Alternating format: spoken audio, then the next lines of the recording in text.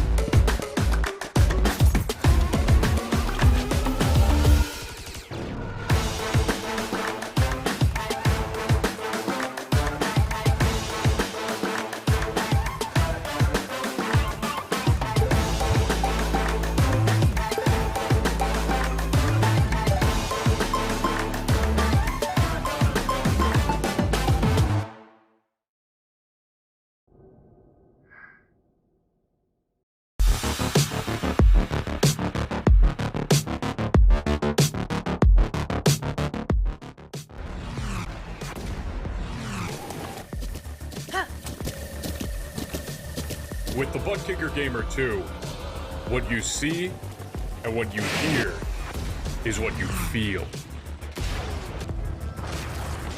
Buttkicker, the future is feeling.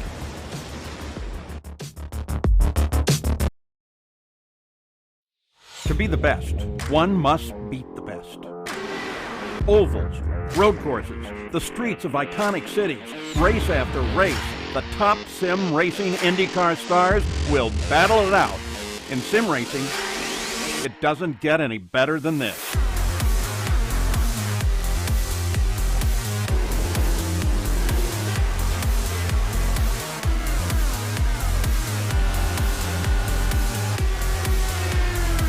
This is their battleground, for the checkered flag, for the glory, for the right to say they are the best.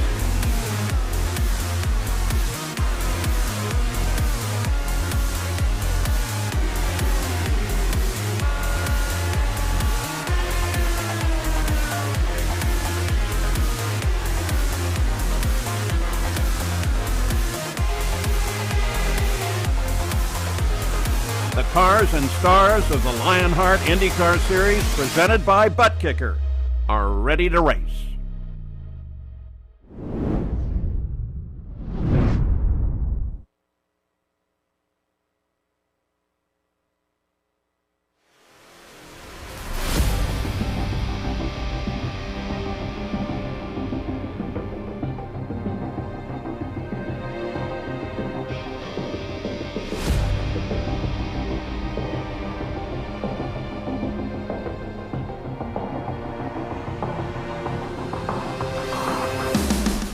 The Lionheart Racing Series, powered by HyperX, stays in the desert for a second week of action as the drivers in the Lionheart IndyCar Series swing into the championship rhythm. Adam Blocker took victory in our season opener, but it was Sage Karam domination last time out on the streets of Long Beach. Today we go short track racing for the first time this season, with qualifying expected to be just as crucial as it was last time out on the confines of a street circuit, as we get underway with a thumbs up, cancer down Phoenix 200. Hello and welcome back to racespottv and coverage of the Lionheart Racing Series powered by HyperX. makers of premier gaming gear like the legendary ultra-comfortable Cloud line of gaming headsets. Whatever you play, however you play, HyperX knows we're all gamers. For more information on HyperX products, visit www.hyperxgaming.com and don't forget to use the promo code Lionheart15, that's LIONHRT15, for 15% off all orders. My name is Arjuna Kankipati. I'm joined by Justin Prince once more for today's coverage. TV cameras are provided by Istvan Ballo and TrackCams22.com, with additional car cameras provided by RaceSpott's own Tyler Maxson. You can follow along with live timing and scoring by heading to timing71.org to follow along with your favorite team and drivers in the real and virtual world of motorsports. Let's dive straight into our pre-show presented by Buttkicker. And Justin, 2 rounds into this season, and each of our championship favorites has come out swinging. Sage Karam will be missing today's action due to the NTT IndyCar Series testing at the Brickyard, but Adam Blocker has found a simulator to call home from Indianapolis himself as he focuses in on his quest to win 4 consecutive Lionheart IndyCar championships. And it's going to be very interesting to see how Adam adjusts to his surroundings tonight, because this is going to be one of the most difficult races in the early portion of the schedule. A short track, which has seen some attrition in the past in this series, and one where the Retro Series seen plenty of caution flags and trouble in the late stages of runs. This could be a very tricky race to try and adjust to those surroundings if you're Adam Blocker. It could be one of the most intense races as well of the entire first half of the campaign, potentially as well. Blocker, by the way, has found a home with, I believe it's Indy Sim in Indianapolis, run by Gary Betthausen, of course, son of former Champ Car and IndyCar driver Gary Betthausen, who did win his first ever race at this track all the way, if I do recall correctly, in 1968. So a little bit of heritage there, but an interesting schedule, Justin, already. And now we start really getting into the swing of things. The first short track, like you said, very difficult, very tough. And now we head into what I think is going to be an important couple of months, April, May, June, as you head into the first of our Triple Crown races at the Indianapolis Motor Speedway. And this is where many drivers can, as you said, get into that rhythm, especially with tracks like Mid-Ohio and Watkins going for the road course side, as well as tracks like Gateway and Kentucky on the oval side. But to be able to have good rhythm and momentum, I feel you have to properly get yourself through this race tonight to be able to survive, be able to have your strategy dialed in, and be able to come away with a clean finish. Tonight's going to be very tricky to be able to do that, to say the very least. But if you get all of those mixture of things right tonight, you put yourself in a great spot for the next couple of weeks, to say the very least. Great aerial shots brought to you by Istvan Ballo and TrackCams22.com of the cars, getting underway for practice. We've still got 5 minutes before we work our way into solo car qualifying. Now let's take a look at our championship standings presented by Buttkicker, and you will see it is Adam Blocker still at the top.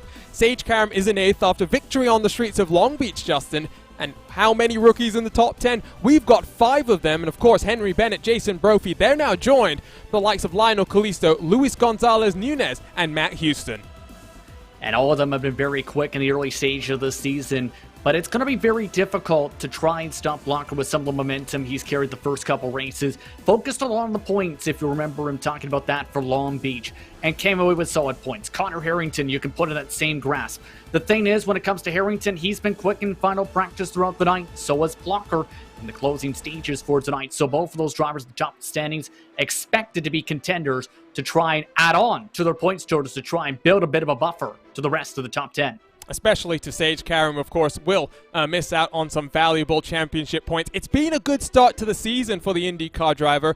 Someone else that you should keep your eye on includes the defending Lionheart Retro Series champion, Ryan Otis. He's in a tie for 6th position. Here are the team standings presented by HyperX. It is the private label Team Hype that still leads by just over 50 points, Justin, but we really do have to now wait and see what Adrenaline Motorsports can do. You'll only see 2 of their outfits in the top 10. Of course, Adrenaline Motorsports Black, a number of their drivers missed out on the race last time out.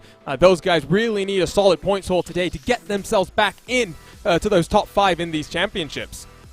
And I think some of the drivers are going to be up towards the front today, but Look at who's in third position. Sim Racing Merch Esports with a quiet, strong start to the season, in fact, in the first couple rounds in the point standings. Their drivers going to be looking to try and have some good speed tonight. They've been also consistent in final practice and preparation for tonight. And for some of those other organizations, it's going to be critical to try and turn things around starting now if you want to win a team championship. One more championship to take a look at. It is the rookie standings presented by Buttkicker. It is Bennett, Brophy, Callisto 1, 2, and 3, but you will see all the way down to Mike Razmas. Some interesting names to keep an eye on, including a former IndyCar driver, Richie Hearn. Always weird calling him a rookie. Here are the series details presented by -273, the premier name in karting gloves. Their industry-leading gloves are super lightweight and durable, made of breathable poly spandex. Whether you're a kart or a sim racer, -273 gives you the control to reach victory lane. For more information on -273's full line of gloves and apparel, visit -273.biz, and don't forget to use the promo code -273LHRS15 for 15% off all orders. Justin, like I said, we are approaching the first of our Triple Crown races at the Indianapolis Motor Speedway, but at a track like this, that fixed setup is also vital to try and manage car balance over the course of a very long fuel run, in-car tools, and the drivers being able to adjust on those in-car tools, that's going to be crucial to coming out on top. Especially in the early portions of the run. We were talking about this prior to tonight's action, where drivers are expected to have a bit of twitchiness in the first 5 laps or so of the run on the colder tires. So expect a lot of adjustments for some of the drivers, especially with the aero wash in traffic as the night goes on. That's going to be very critical if you want to try and get proper speed. But at the same time, you also have to be able to keep in mind, you have to be able to try and get yourself those pockets of air. That's going to be very critical to, in turn, use those tools to try and break away from the rest of the pack. Very much so, and it's a very tricky race to actually control. Take a look at the event details. The only season we didn't come to the desert was actually back in Season 1. Since Season 2, we've come here for every single race. The race has increased in distance. In Season 2, it was just 125 laps. We had a couple of races at 150 miles in length. Now, though, 200 laps, 200 miles, and that's the way it's been for the last 3 years as well. Pole position has only taken victory twice in 7 years, and Dan Gearan, the uncrowned king of Phoenix, 3 pole positions, second most laps led, no victories to speak of. And I think the crucial thing here, Justin, is not just to survive the race and get through all of the attrition. It's trust in, I'm going to steal a Metallica lines here, the Lords of Downforce. An interesting line to say the very least, but I think it's interesting how drivers who start the pole struggle, but that's the reason why it's not so much the laps led. It's more so the strategy and the difficulty of keeping the lead at a short track, because that's one of the key things, is dialing in your strategy, getting on the right strategy, and remembering that qualifying speed and race speed are 2 different arts when it comes to this racetrack. Drivers have been turning 20 and 21 second lap times around here in preparation for tonight. If you can try and get yourself up in the front with valuable track position, but also be able to be good on the long run here tonight, then there's the chance that can change. If you struggle on that long run, you may drop back in the pack, especially if you even start up at the front. Let's take a look at this track as the cars work their way into qualifying. 1 mile in length, if you ask NASCAR. IndyCar has a slightly different view, 1.022 miles in length. But Justin, of course, a very unique layout. You've got the dog leg that was, of course, used because the track had to be built to accommodate the features of the terrain around. But it does really mean that this track races like none other in the U.S.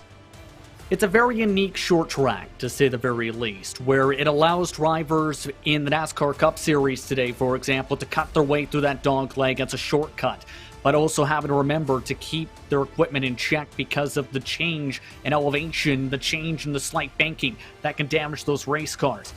Keep in mind, a lot of history when it comes to sports cars, and USAC was also here since its opening in the 1960s, and of course, soon replaced the old track that was at the Arizona State Fairgrounds. A lot of history in open wheel racing has taken place here. And don't forget, this just so happens to be the place that in the 1980s was the home of the first Polish victory lap in stock car racing. stealing all of my track facts, Justin. We'll say hello to you for one of the first times this season. I've got a nice green screen behind me, but Justin, some predictions from you. I want to get a prediction for qualifying and for the race as well. I think this is one track where you're really going to have to be on your toes to pick the right ones as well. I think Matt Taylor is somebody to keep an eye on. A lot of momentum from last week, but also has been very quick. Top of the board in both final warm-ups and the final open practice in preparation for tonight by a couple 100ths of a second. In fact, in those warm-ups, up to a 1/10 of a second. He's going to be lightning quick. Keep an eye on Matt Taylor.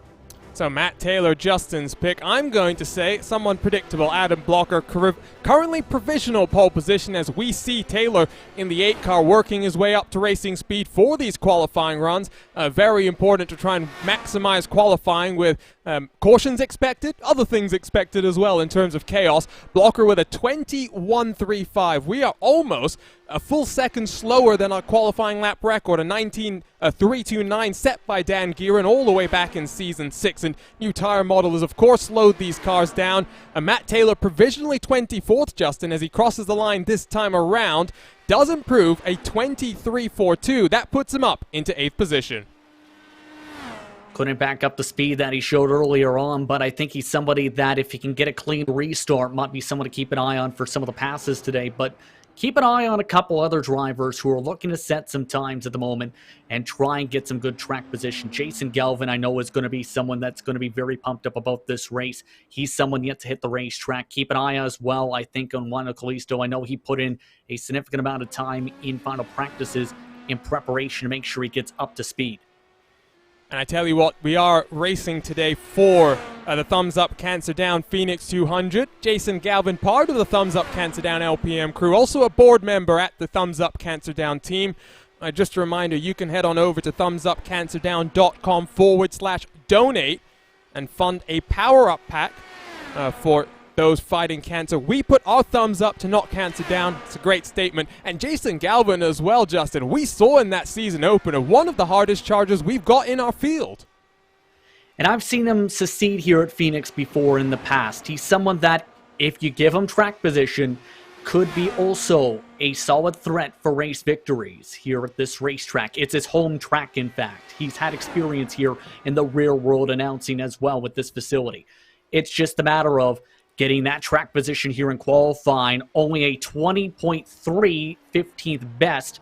He's going to have to put in a lot of work to be able to get up towards the front. Same can be said for a couple other drivers like Connor Harrington, who's right now lined up alongside him in the starting grid, and Joshua Chin, surprisingly 17th in qualifying. Then you've got the likes of Tony Schowen in 25th, Joe Branch in 27th. Samuel Ryman now working his way up for qualifying, Justin. 60 seconds left on the clock. Mike Rasmussen in second, Christopher in third, Andrew Kinsella in fourth. This was the bounce back we were expecting from the Adrenaline team. They are 1, 2, and 3. Brian Carey down in eighth as well. Oh, and Samuel Ryman didn't like what he's seen from that final run of the corner. Actually aborts his qualifying run.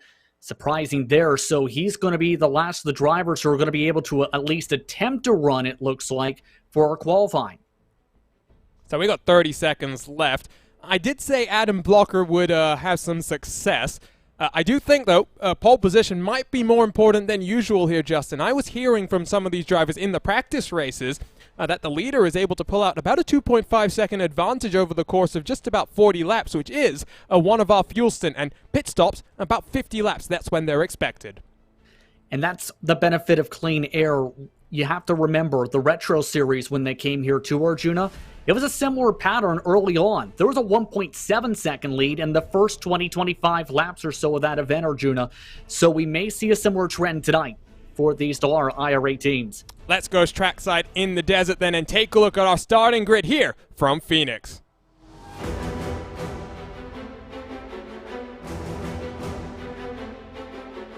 So here is our butt kicker starting grid. It's Adam Blocker, the defending champion, looking for his fourth consecutive title, a 21.35 pole position by just over 1/10 of a second. Huge gap here on the oval. Mike Rasmussen rounds out the front row. Christopher and Andrew Kinsella complete an all-Adrenaline Motorsports row number 2.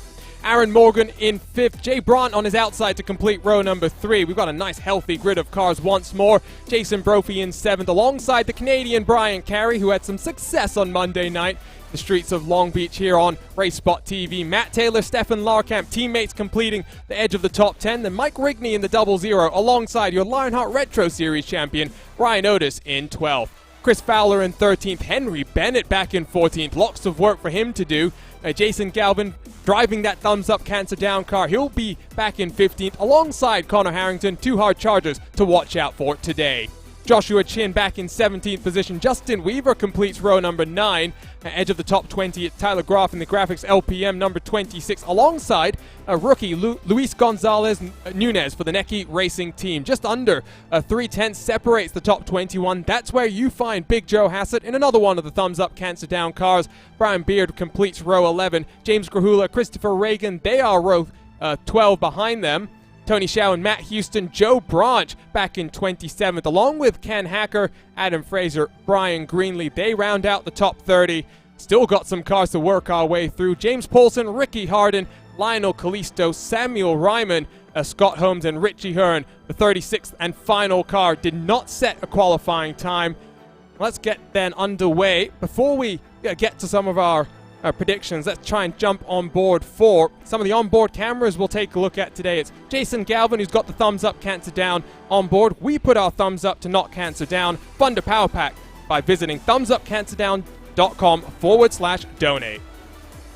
Henry Bennett will have the HyperX onboard camera today. Whatever you play, however you play, HyperX knows we're all gamers, and HyperX is always ready to game.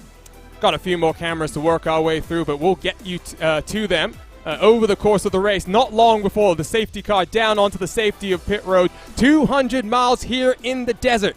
The thumbs up cancer down Phoenix 200 presented by Minus 273. Competition, commitment, excitement. This is Lionheart, and it's the Lionheart himself out front looking for a 4th consecutive championship and a 2nd consecutive win here in the desert. Let's get underway for 200 miles of racing. And the thumbs up cancer down Phoenix 200 presented by Minus 273. It's side by side behind Adam Blocker. As you see, there's Christopher already up into 2nd as Mike Rasmus is being swarmed by the teammates. Further back though, Justin, here goes the insanity as cars try to fight for some clean air. And it's going to be one of the most tricky parts of this entire race is trying to find the clean air, try the different lines while making sure you don't get into anybody. That's going to be very critical as this race goes on, and those in-car tool adjustments are going to be something having to be played with as this night goes on, absolutely. Jason Brophy already struggling a little bit, nearly hit the wall at a turn 2. He did tap the wall a couple times, trying to arc his way into the corners at that end of the speedway in practice. Oh, look at that craziness there. 2 wide, 2 deep in towards turn 1. Jason Brophy must have his mirrors filled as the 2 teammates side by side, Taylor and Larkamp. You've got Otis, who's scrapping it out with a third of the NHR Esports team cars. That's Chris Fowler, who's stuck on the outside there. And wow, look at this, Justin. Henry Bennett is trying to fend off a charge from behind. Lots of cars having to fend off aggressive charges as Galvin now looks down to the inside as well. And I've seen this with the Retro Series as well, where drivers had to be very patient, but also precise in their movements to be able to make passes. If they were over-aggressive and spent several laps trying to dive underneath, it was going to be very tricky with the aero wash on those cars. Same going to be the trend, I think, for tonight, where if you make a wrong move or try and over-push towards, say, the bottom of the racetrack, you won't be able to get the job done, and in turn, you'll have drivers right on behind you ready to pounce. So in other words, you're going to need to be near picture perfect on your moves. As Galvin underneath the O line, perfect example right there. Chin able to take advantage of him trying to take the low line. Weaver goes around the outside as well. Doesn't look like that apron is a very comfortable place for cars to be at this point in time. I do wonder if that will start to open up as the race continues. Single file they go now back all the way from 1st to about 15th position at the front. We talked about how important clean air is going to be. There you see Christopher up into 2nd on that start, past Mike Rasmus. Kinsella has fallen into line, but Adam Blocker, a 1.1 second advantage here, Justin. We talked about pre-race. We're not sure if Adam is in the simulation motion rig that the guys at Indy Sim has, but whatever it is, he has gotten very comfortable very, very quickly here. Yeah, over there they use for their motion rig sim experience stage 5 racing sims, as well as a G-Force seat, which would take a lot of adjustment to put it that way for tonight. But it seems like Blocker is in his rhythm and then some, already up in that 1.2, 1.3 second gap that we were expecting early on with that clean air. But in these air pockets of traffic, several drivers are just trying to gain some positions after struggling in qualifying. Chin amongst them was among the surprises, in my opinion, about where he and his teammates qualified tonight.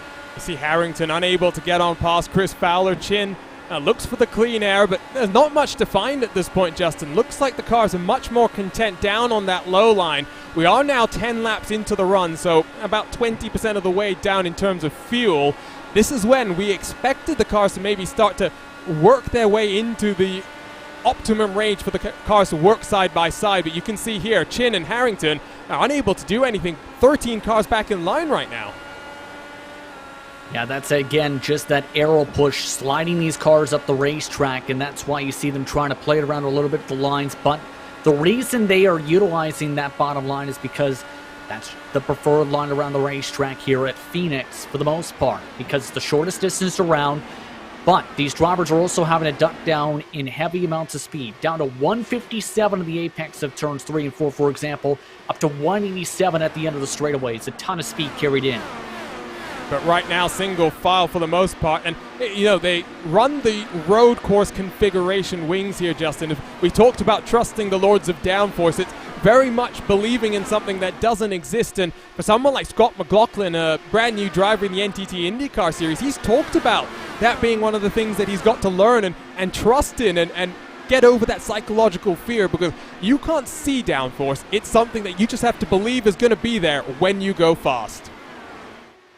Yeah, and the downforce, for those who don't know, essentially means the more downforce you have, the more speed you can carry through the corners and stick in said corners. The less downforce you have, the more quicker you are down the straightaways, but you're slower in the corners. So that's essentially where you're trusting that you have enough downforce for your car to just stick in the middle of the corner apex and be able to properly launch its way around without snapping around or spinning out or getting too tight in the traffic. So you have to be able to trust that and have that experience and preparation to have that trust in yourself and the car, and we've seen that already with several of the cars. Some of the errors are starting to make those fights you were talking about, some of them wanting to move up some positioning. Yeah, there's Tony Schowen, one of the Adrenaline Motorsports black drivers that does need some good points, tries to go side by side with Ken Hacker, just about able to get the move done, but Tony Schowen not actually moved up from his starting position, so it's not been the easiest of runs for him so far. Let's go left-hand side of the screen and show you the movers and shakers. We'll cycle through them. Not so many movers in the top 10, Justin, but someone like Mike Rigney, he's down 9 positions in 20th right now. Between 10th and 20th, you do see quite a bit of shuffling right now.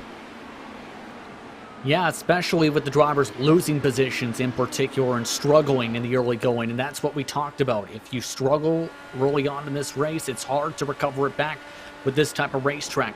Follow on board the 95 machine. You can see as well, there's that arrow push we were talking about. Try to go a little bit higher as soon as he slipped up the car in front. That's Matt Taylor. Car washed up the racetrack, having to lift off the gas a little bit more to make sure you don't slide up in that blue safer barrier.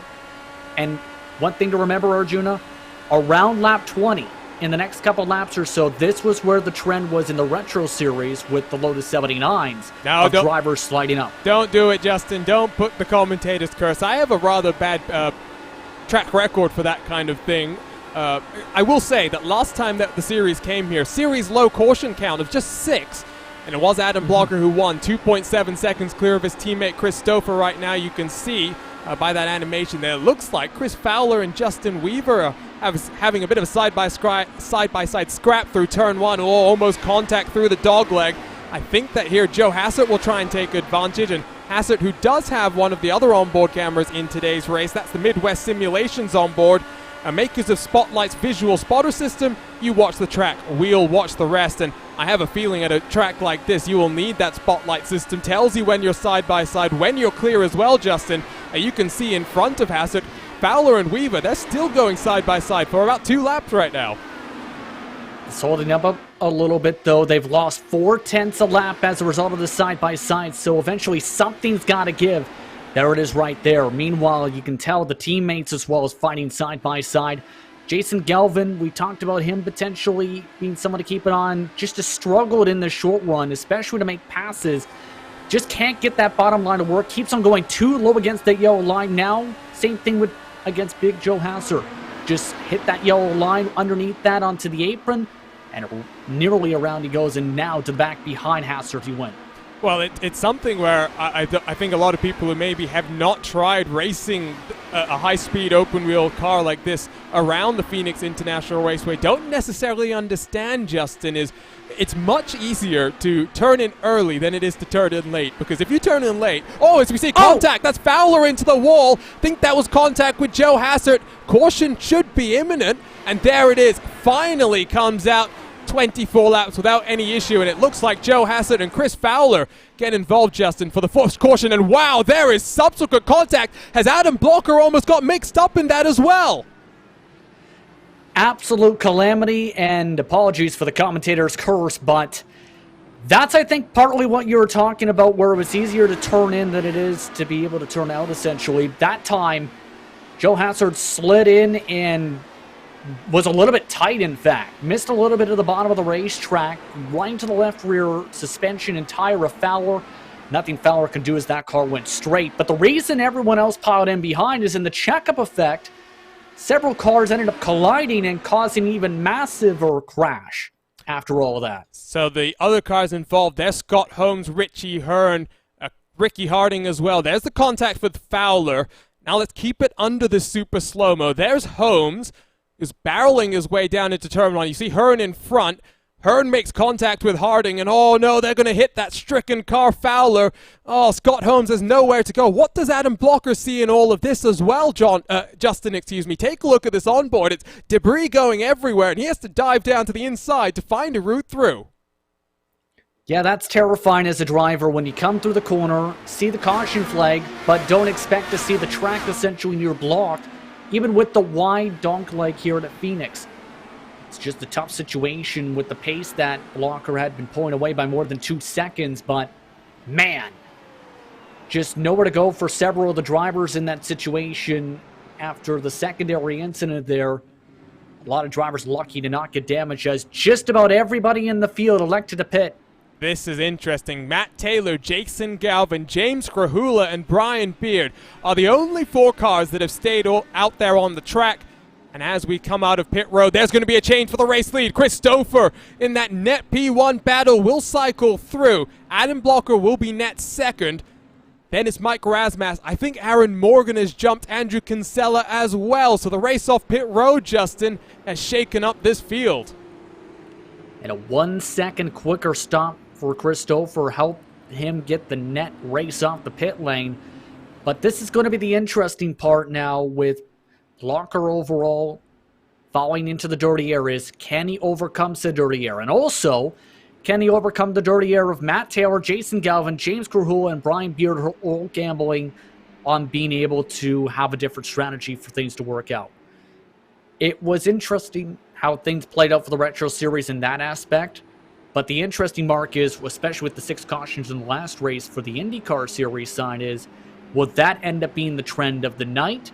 Or will we see it be one where these drivers will have to gamble later on in this race or be put in a box rather with the strategy?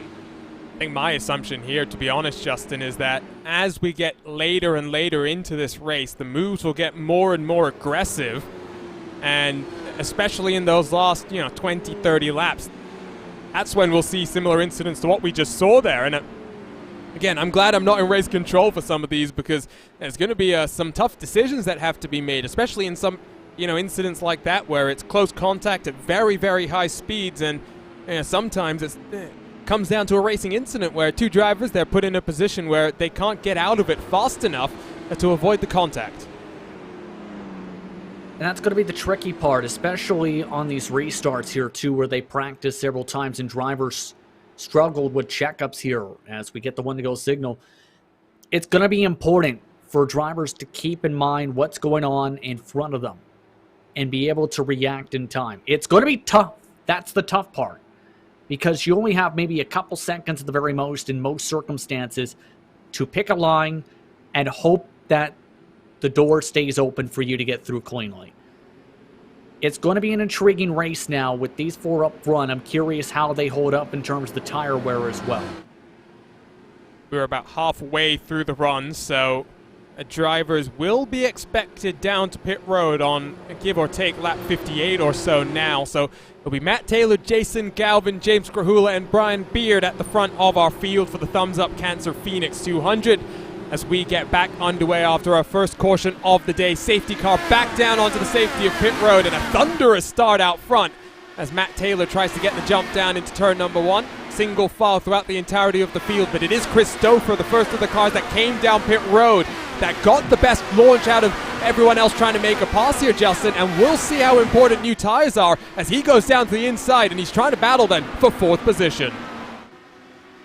Just couldn't get the run right underneath Brian Beard, and Beard, always known as somebody, especially in some of the retro-style cars, as being a quick driver across the iRacing service and open-wheel action. But the main thing's going to be getting these passes done quickly here. You can see him trying to change up the lines, try and get the top line to work to get a run off the corner.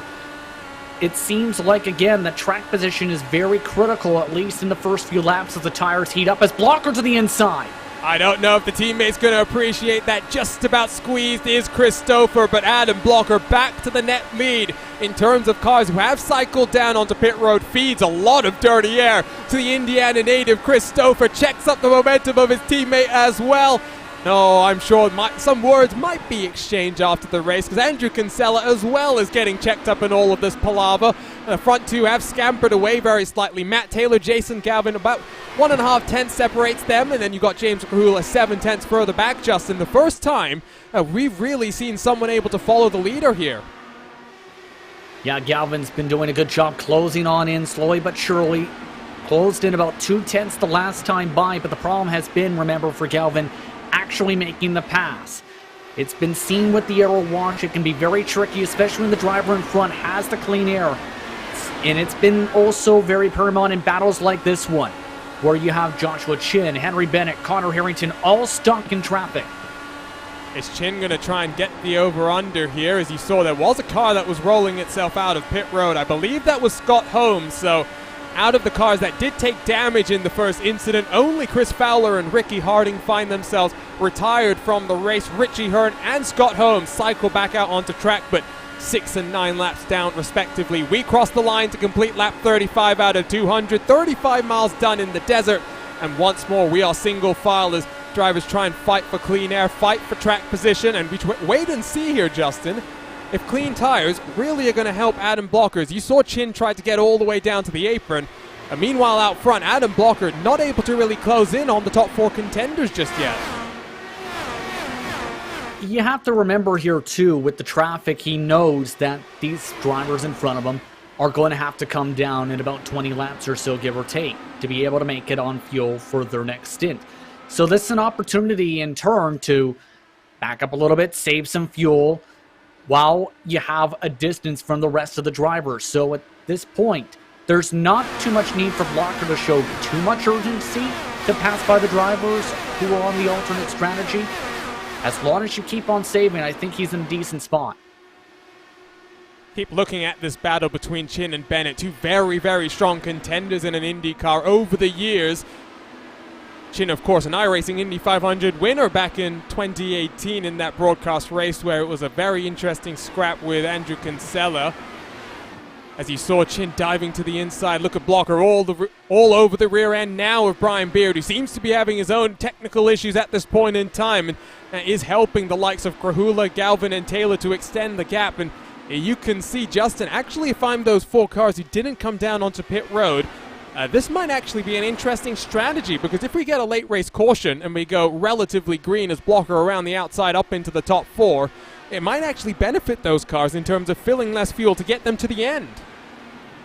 Yeah, that was my thought process here too, is they're thinking big picture with this call here, where they have that opportunity later on in the race is going to be one of the big things, but it's also a gamble where you're expecting a driver to have some trouble. That isn't you.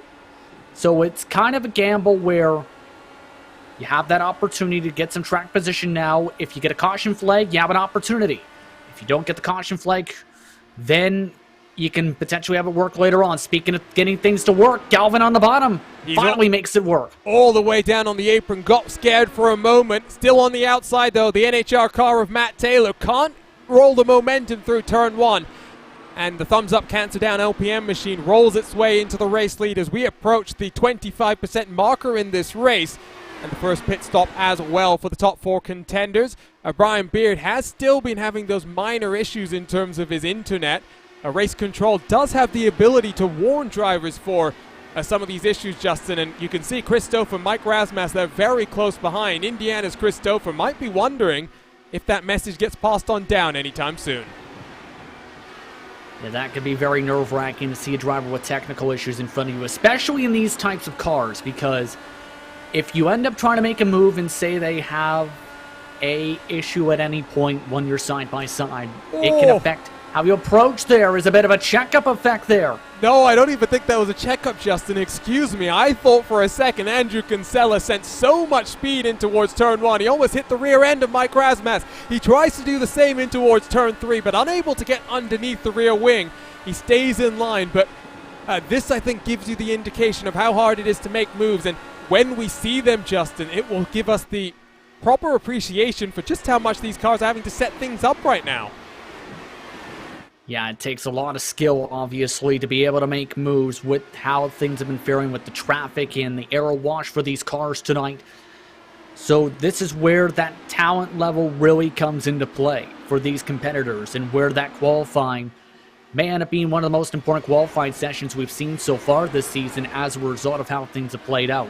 Kahula looks below the yellow line as well now. Excuse me, sorry, Justin. I've seen over the course of the race a number of cars have elected to do that so far. I'm not so sure if I would do that. We have seen back in the Dallara DW12 days that if you go on YouTube, you can find some very amusing clips of Empty Box slinging it down all the way to the inside of the wall through turns 3 and 4. But you can see Adam Blocker is getting much more success right now, running about 2 or 3 lanes up in terms of where that yellow line is.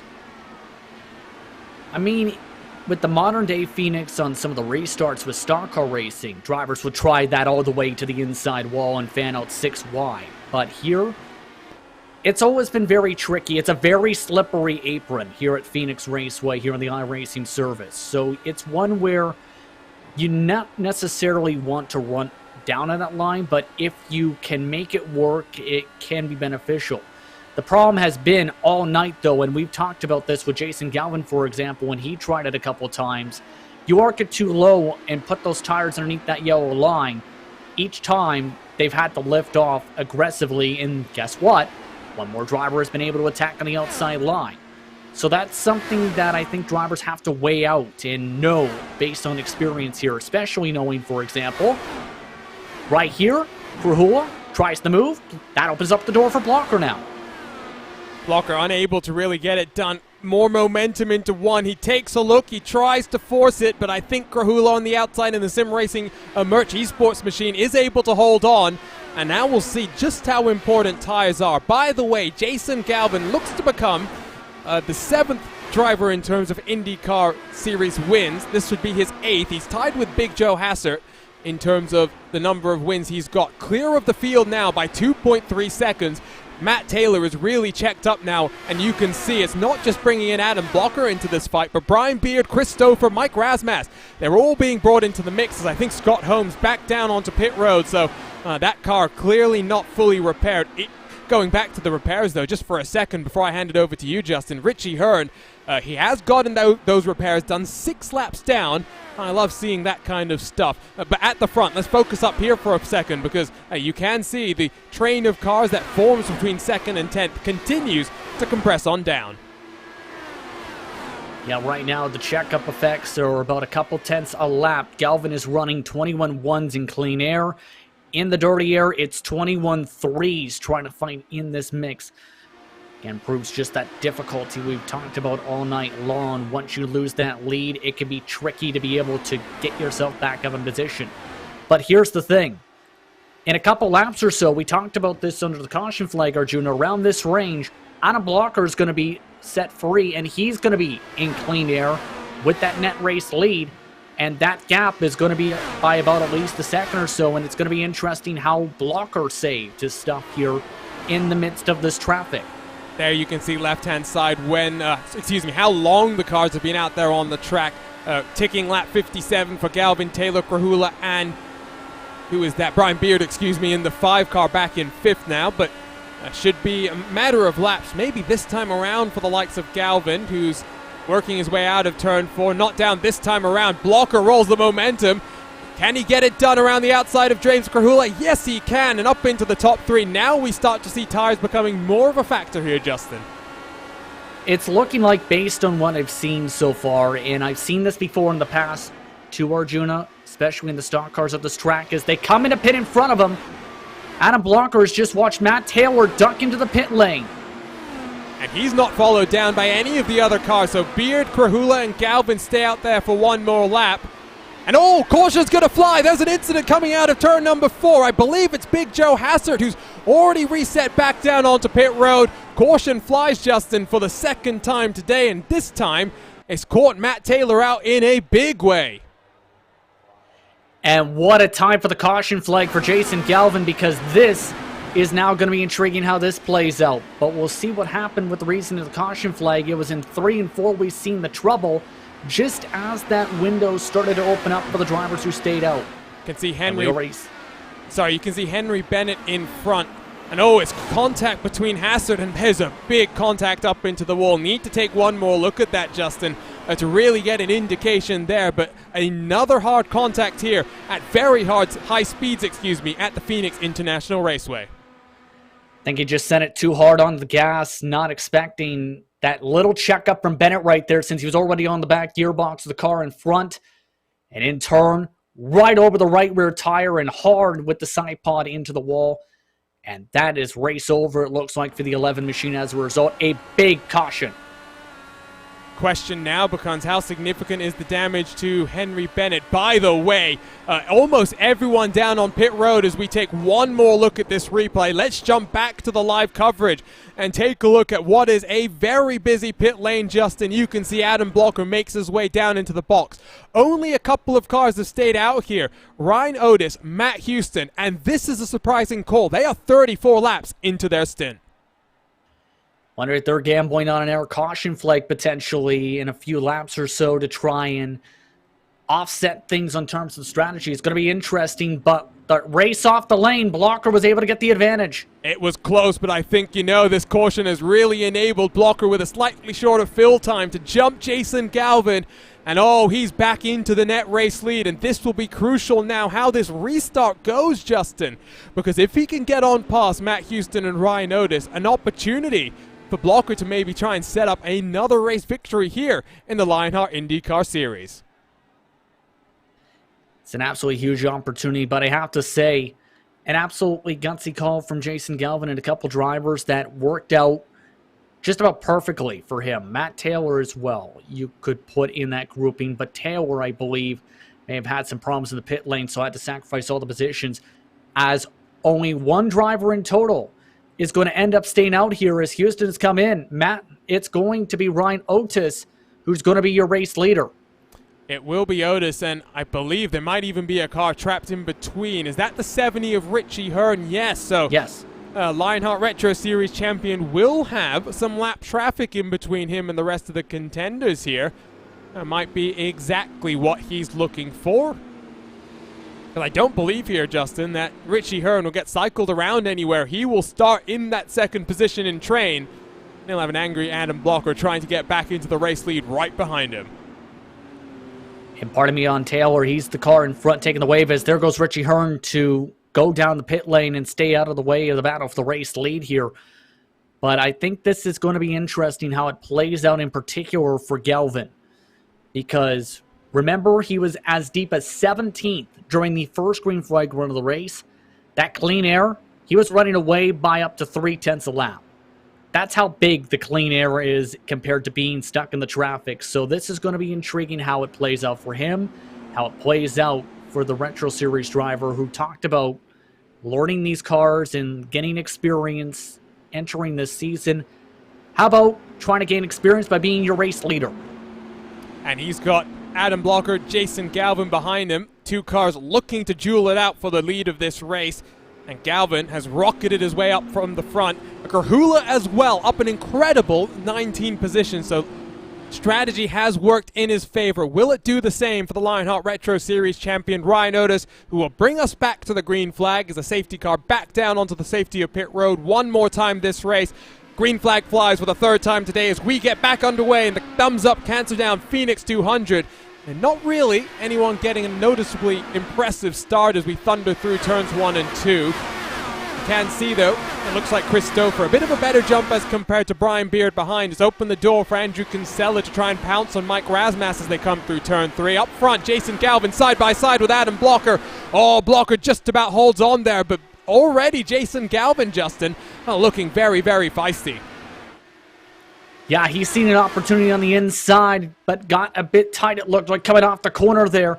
It almost seems like, again, you want to be on that top line. We've seen Blocker try and use it for both passes and defensive moves right now. So at that moment, Galvin has to, I think, try and switch that up, try and build up enough of a run to get to the outside, to the right side of Blocker if he really wants to complete this move. Seen the same thing from behind, for example, for Christopher trying to get to the outside of Grahula. Can see as well, Kinsella now looks to the inside of Rasmus once more, sends it in through turn 3, upwards of 270 kilometers entering the corner, scrubs down to almost 220 through the apex of turn 3, opens the door for Aaron Morgan behind. Morgan checks up momentum, forces Jay Brandt to check up momentum as well. Brian Carey and Jason Brophy, they're squabbling it out over 11th position. Incredible stuff once more on these restarts.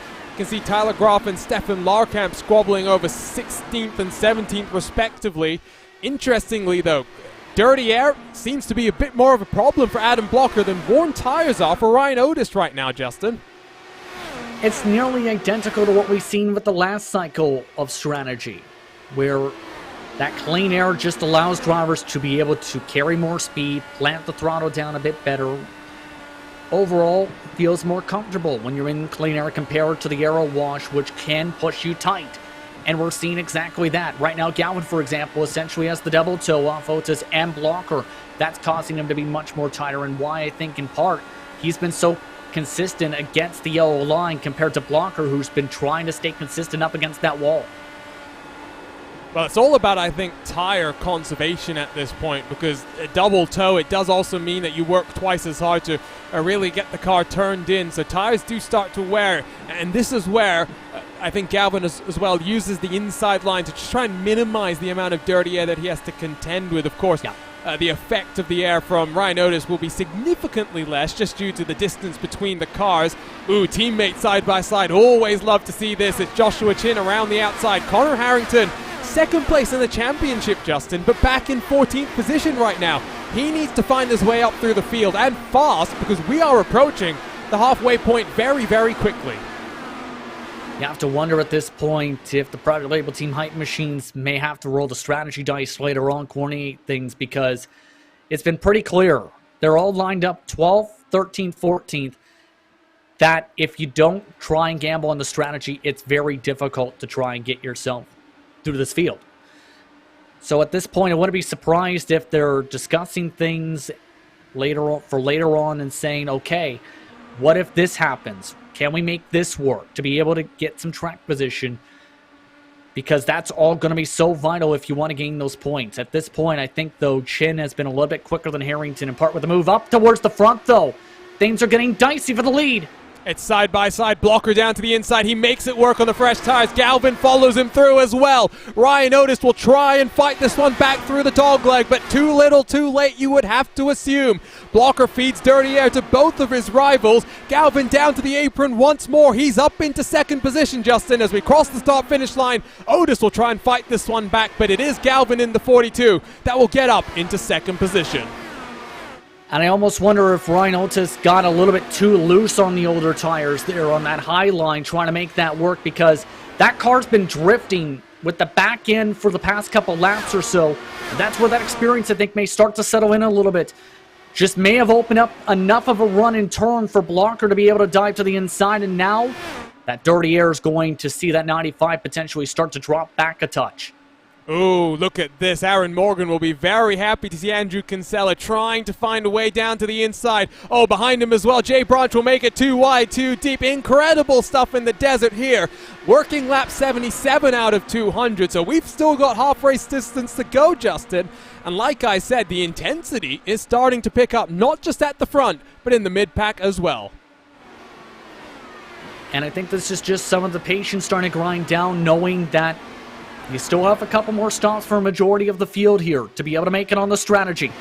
But it's also to where you want to get yourself some positioning before you get to that mark. It can be frustrating to stay in a line in one position in a train. And I think that's where it's starting to all come into play. Now an aggressive move too here. Kinsella looks for it, but trying to get the slide job, checks his momentum up, and Justin once more opens the door for the likes of Aaron Morgan from behind. These cars now 9/10 of a second behind Brian Beard in 6th. I think Kinsella's getting a little bit impatient here with Rasmus as he's been struggling that 68 to close up to the cars in front, especially Brian Beard right now. So I think right now Kinsella's going to have to try and play this well. Just get a ramp and a launch off the corner to be able to set up the move. He tried it a couple times already. If he's able to get enough of a run, he can make it work. Also going to have to use those in-car tool adjustments at this point to try and do anything at this point. To try something different. Kinsella's trying to use that high line to be different here for this line compared to Rasmus, who's using that middle bottom. He's just trying to find some clean air to put on the nose as well. And Kinsella, who is one of the setup makers for the Lionheart Racing Series, has to build a setup that suits everyone. Looks down to the inside once more in through turn 3, but you'd have to think Rasmus can fight this one back on the outside. And indeed, as we roll momentum off of 4, Kinsella, the Canadian, back into line. And when you build a fixed setup for a league like this, Justin, it's not about building a setup that works for yourself. It's about building a setup that's going to race well. It's going to work for multiple different driving styles, and Kinsella has to manage all of that while still trying to be the fastest driver that he can be as well. It can be very tricky, to say the very least, because you have to keep in mind it takes thousands upon thousands of laps to properly build a setup for a specific car and a specific track. The best of the best setup builders spend hours upon hours preparing the cars for whether it's league races, for Lionheart, for anything on the iRacing service. And you have to give them credit for the hard work that they put in to be able to build these cars, especially for Kinsella to be able to build them, to be able to manage the different driving styles drivers may have. But you have to also keep in mind, as a driver, the driver's task in turn is figuring out what's the best way to drive it, because there's a phrase when it comes to having to race on the same setup as your fellow competitors. It's essentially you have to drive to how the car wants to race and adjust that driving style to tailor suit that track. So this is where all that prep work comes into play for the driver's side too, not just the builder side. Very much so as well, and I know there are some of these drivers that do thousands and thousands of laps in preparations for these type of events. Working lap 86 out of 200. Ryan Otis works lap 59 on his stint, so he should owe us a pit stop very, very shortly. 1.3 seconds now behind from Jason Galvin, the same distance to your race leader between Galvin and Blocker, so you can now follow along with the intervals on the left-hand side of the screen. You can see gaps just between some of these cars down to tenths of a second, and a track that, of course, has open wheel heritage going back to its founding, because the original course was intended to host open wheel racing, incorporated a road course and a drag strip. The road course was 2 miles in length, while the oval was slightly shorter than that, but USAC had been racing all the way back since 1964. CART started to race here back in 1979, and obviously joined the Indy Racing League in 1996 as Ryan Otis down onto pit road, so we'll see where he will cycle out in relation to the rest of his competitors.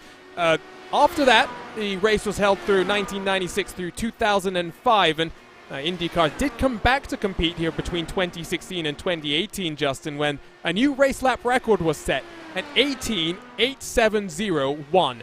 That is 194.975 miles an hour, and that is 2 seconds faster almost than what Adam Blocker did the last time around. Which is incredible speeds, to say the very least, and correct me if I'm wrong, the throwback race had also taken place here for IndyCar as well at Phoenix in recent seasons. So it's a historic venue, to say the very least, where a lot of big moments have happened. And now, of course, for stock car racing, hosts the championship weekends for NASCAR, for example. So it's a market that is growing and a track that is growing more and more in popularity each year. And I think this track... Oh, sorry, Justin. Did Justin Weaver just get up into the wall there?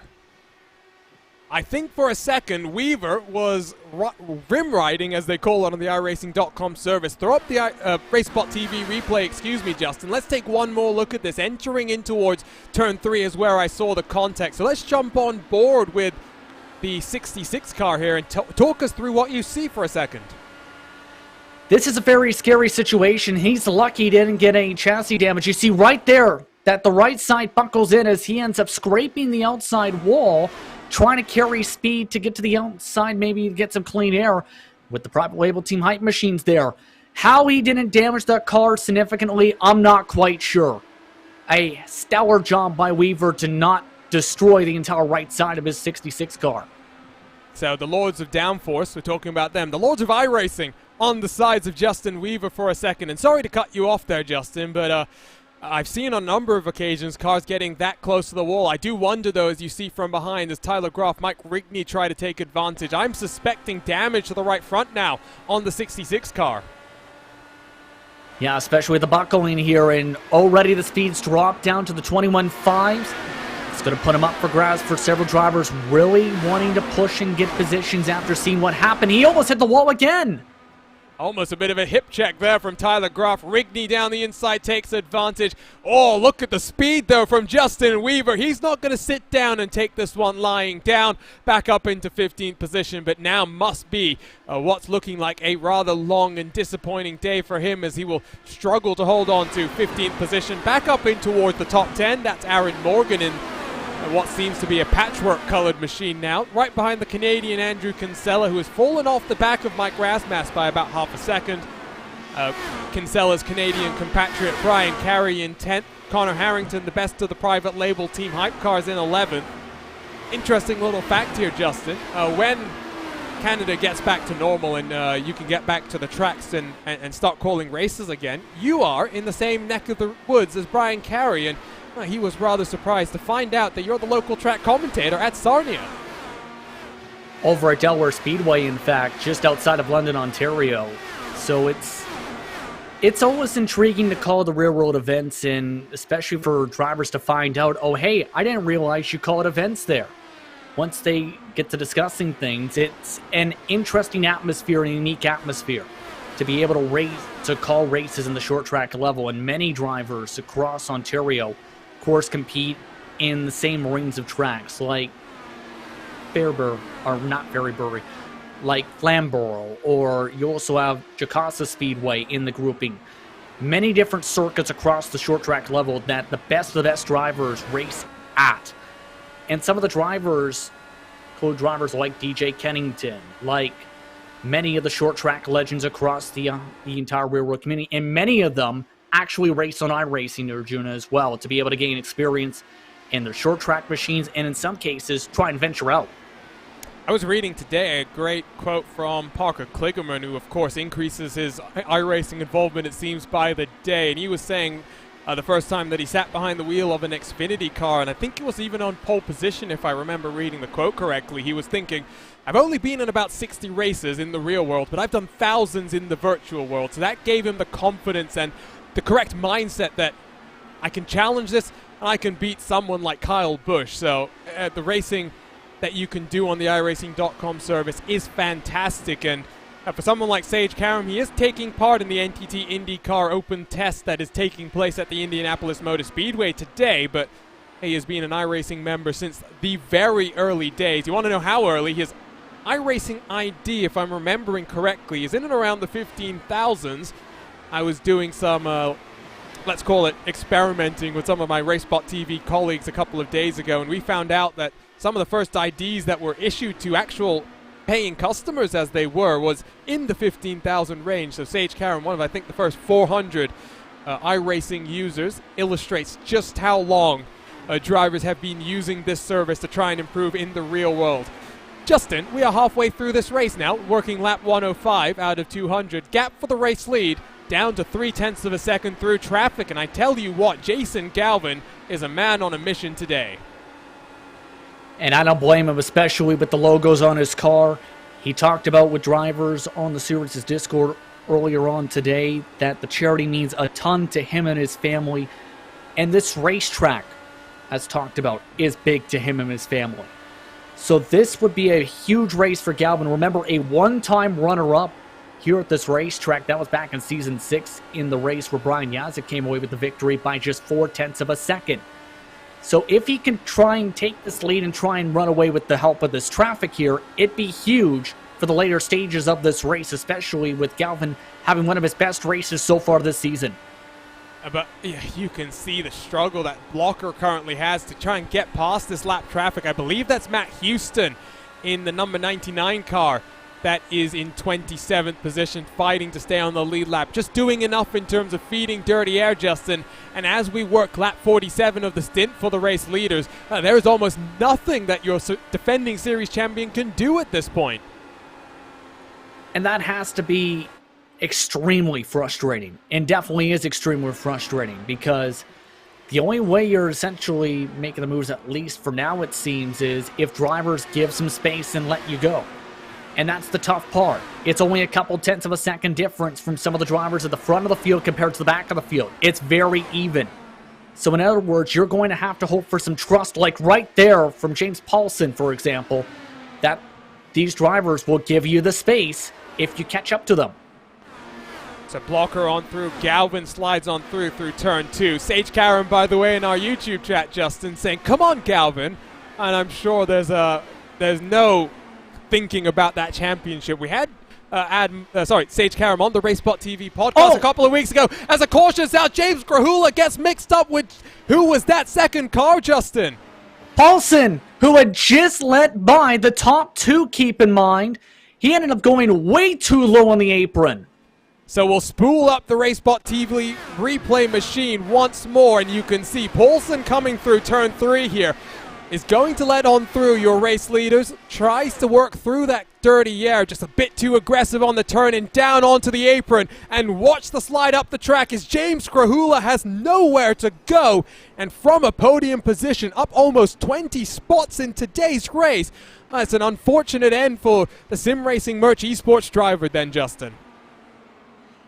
That's got to be heartbreaking and very frustrating if you're Grahula and just nowhere to go, where he's already committed to his line and he doesn't expect someone to just go down to the very bottom of the flat, basically, and spin it up the racetrack. There's no time for him to try and react to this. Like, take a look. Even with the lockdown, that car is just sliding hard up the racetrack right to Grahula's path. It's one of those things where you make a decision inside or outside, and before you know if it was the right decision, the outcome has already happened. We'll take one more look at it, at the aerial look brought to us by ATVO, the graphical partners at RaceSpot.tv, as pit road once more is a very busy place, Justin. Third caution of the day, and this is one more opportunity for a fresh tank of fuel and fresh tires. And a chance for things to potentially settle down for some of the leaders and get some clean air back for Blocker, just as he was again in the midst of that traffic. And they were right at the range to have to come down and pit at that mark either way. So they had to all come down at this point. The only driver who hasn't ducked down is Samuel Ryman, who, well, has to come down, to say the very least. He's just trying to get the point for leading a lap. That's what he's doing, and that's what will happen as we cross the start-finish line. Ryman scored in the race lead. And you know who is the biggest loser in this situation, Justin? It is Ryan Otis, who is currently waiting to get cycled through from the pace car. Came down onto pit road, of course, about 23 laps ago, and if we go green to the end, finds himself in a very uncomfortable position. It puts him in a very awkward situation and then some, because if my math is right, he can still make it on one stop. But the problem is, he's going to be 23 laps off cycle. He had already been struggling with the back-end grip as the run went on compared to his fellow competitors. That's in part where he lost that lead. and to really back it on down in the corners compared to Blocker and Galvin. And now, he essentially has to hope things work out strategy-wise. It's a tough box to put himself in, but it's one where if things play out right, he can still recover from this. The thing is, he needs it to play out near perfectly right. Because if there's a caution after he pits again, then the box ends up becoming that much more difficult to break out of.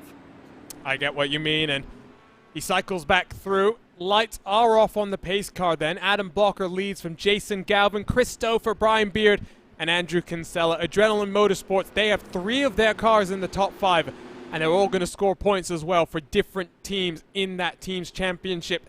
Very, very good day for them. The private label Team Hype boys, they're 9th, 11th, and 12th respectively, so they have benefited from some of this strategy. Harrington is up 7 positions. Joshua Chin is up 6. Unfortunately, Jason Brophy is down 5, and not the day that the rookie would have hoped for. Back to green flag, though, we are about to go. It's once more Adam Blocker at the front of your field as the safety car back down onto the safety of pit road, and for the 5th time today, the green flag flies, and the thumbs up cancel down Phoenix 200, and you can already see very good jump from Andrew Kinsella, and that's what he's been looking for, Justin, to try and get the move done on Brian Beard, and Kinsella is up into the top 4 now. And now it's the question, how can he get up to Christopher here? Because at this point, you talked about wanting to get that job done. Made it look fairly easy, but it's easier than done to try and defend here with all these drivers looking to be very aggressive here, knowing it's just a one-stopper to the end on gas. And it's going to be an interesting one-stopper to keep that in mind. Offset by about 10 laps is that window. Beard is going up and down the track, trying to block the run from Morgan, then from Razmas, feeds dirty air to both of them. That enables Razmas to try and get the move done around the outside on Aaron Morgan. 2 wide, 2 deep across the start-finish line as Cander Harrington tries to make it 3 wide for a moment. Oh, this is a crazy restart, Justin. And look at those private label Team Hype machines trying to take advantage. Harrington's seen the perfect window to get to that outside. I believe he may have scraped a little bit of that side pond against the safer barrier, though. Just cost him the momentum he needed to get by Jay Brandt. And now they're stuck behind Mike Rasmus, as well as that Jeff Gordon Rainbow Warriors paint scheme Aaron Morgan's with. I like that. That's much better than the patchwork description I put it. Back at the front, though, it's 2/10 of a second, separating your race leaders. Christopher, 6/10 back in third, and then the third Adrenaline Motorsports car in the top 4, Andrew Kinsella in 4th, trying to hunt down the podium positions. Don't go anywhere. We're going to be right back here on Racespot TV after these messages from our partners.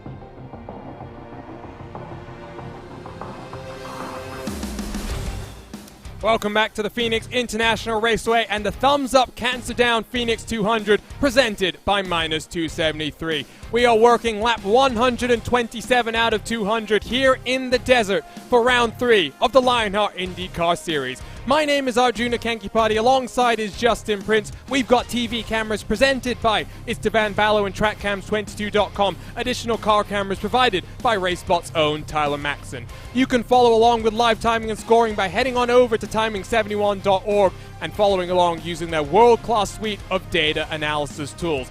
Under that advertisement break, Justin, the gap out front has extended. 0.6 of a second now separates Adam Blocker and Jason Galvin. Christopher and Andrew Kinsella are struggling very much to follow them in behind. That clean air has been critical all night long, but the main thing has been Jason Galvin is keeping up with Adam Blocker, the best we've seen all night for anyone who's been trailing behind your race leader. He's been trying to go lockstep to try and keep up with Blocker, having the race of his season so far, looking for his first win since Kansas in Season 8. And out of the 36 cars that took to the green flag, we are now out. 8 cars have now retired from this race. The most recent, of course, James Krahula and James Poulsen. Poulsen spinning it in front of Krahula coming out of turn 4. Krahula losing out on what appeared to be a potential podium position for the number 4 car.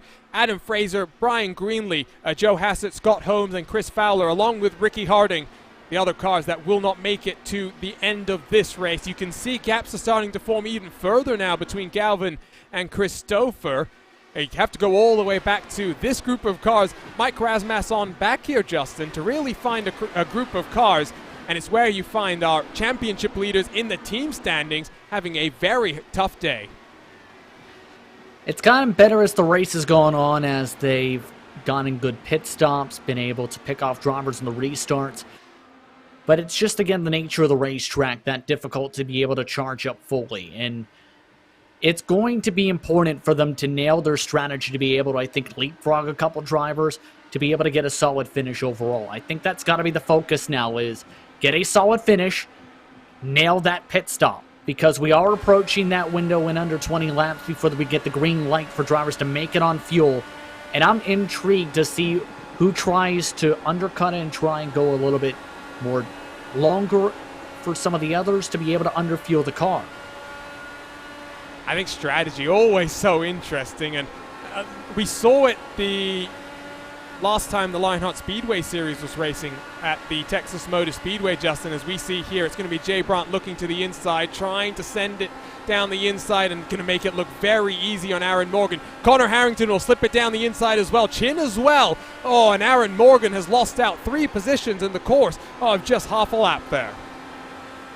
Well, they seen the opportunity to lick the stamp. Well, they sent it, and it was received in the mail properly. Brian Carey also taking advantage as a result there of Aaron Morgan struggling here all of a sudden.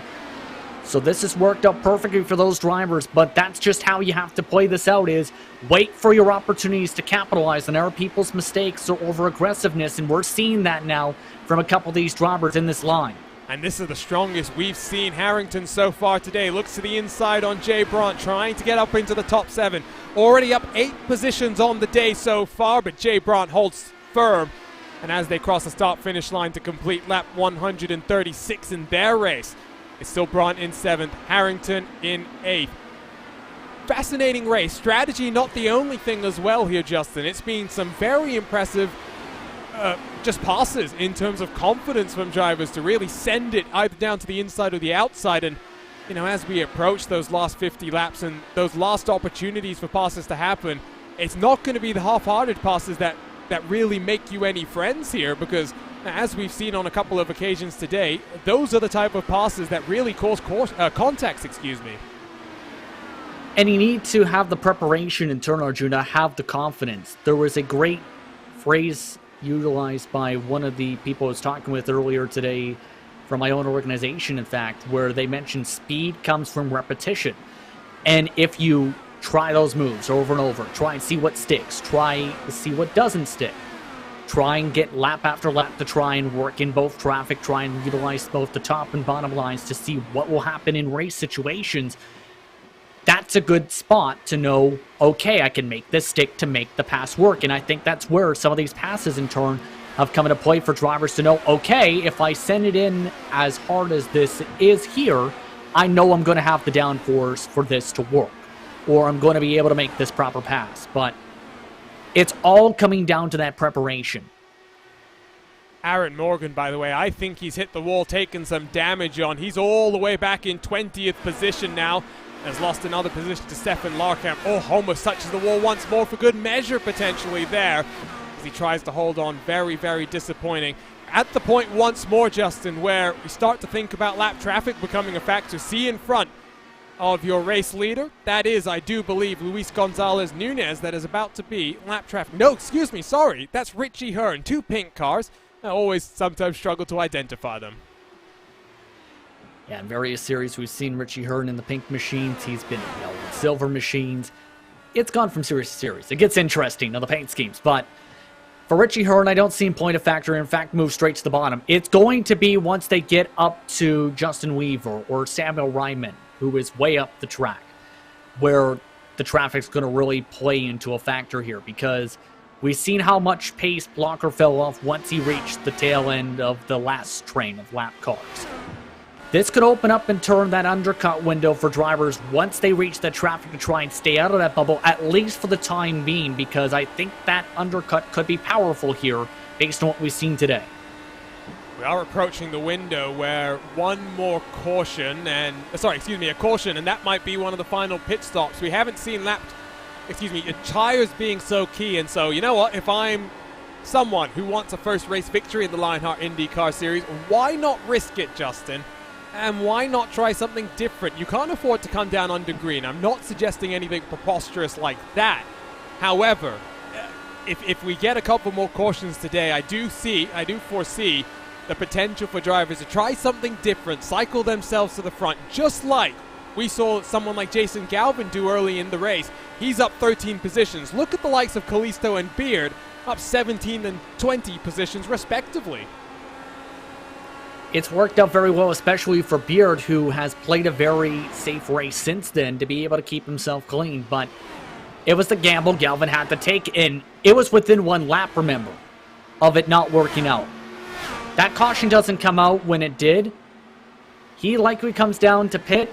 We don't see him up towards the front. We potentially see Christopher in the situation Galvin is slotted into positioning.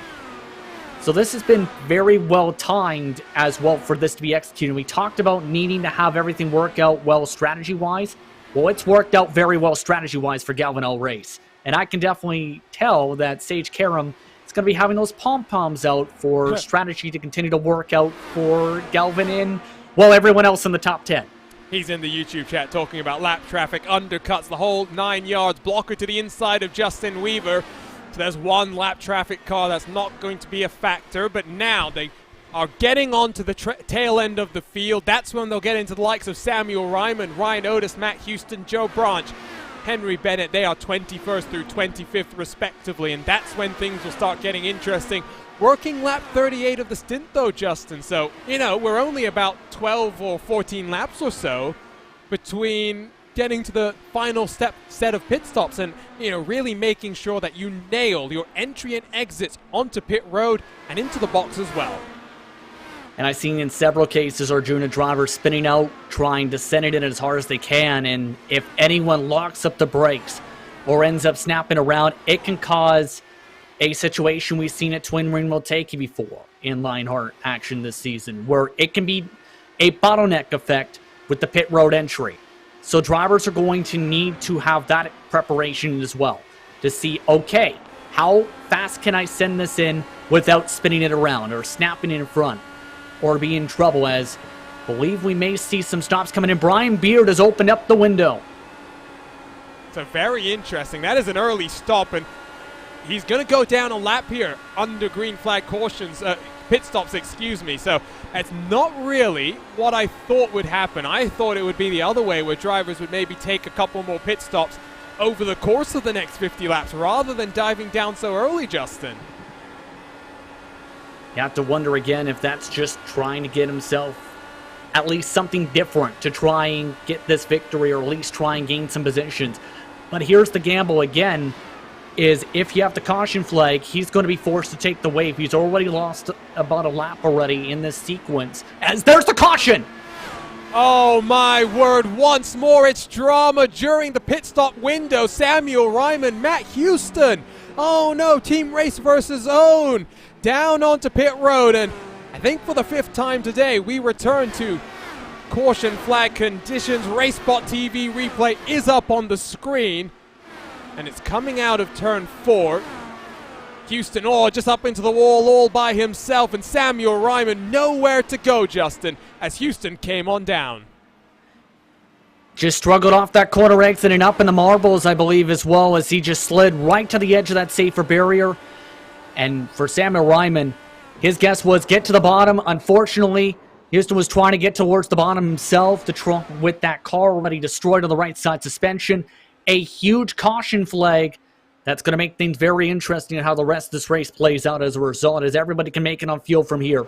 And everyone is down on pit road as well. There is not one car that is staying out there. Look at the pink machine that scampers through. Back to live pictures and take a look at the cars coming down onto pit road for what might be their most important stop. Jason Galvin up on the jacks for what might be the final time as well. Off the tracks he rolls. Who's going to win this race off of pit lane?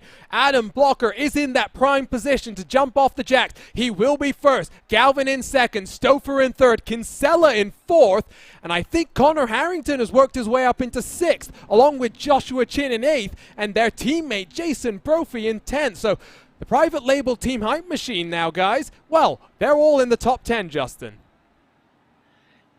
And this is where that pit stop experiences come in. They've been some of the quickest in the pit lane all day.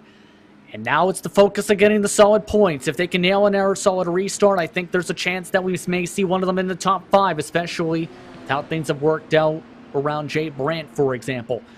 But the main thing when it came to Blocker getting that advantage there is that first pit box.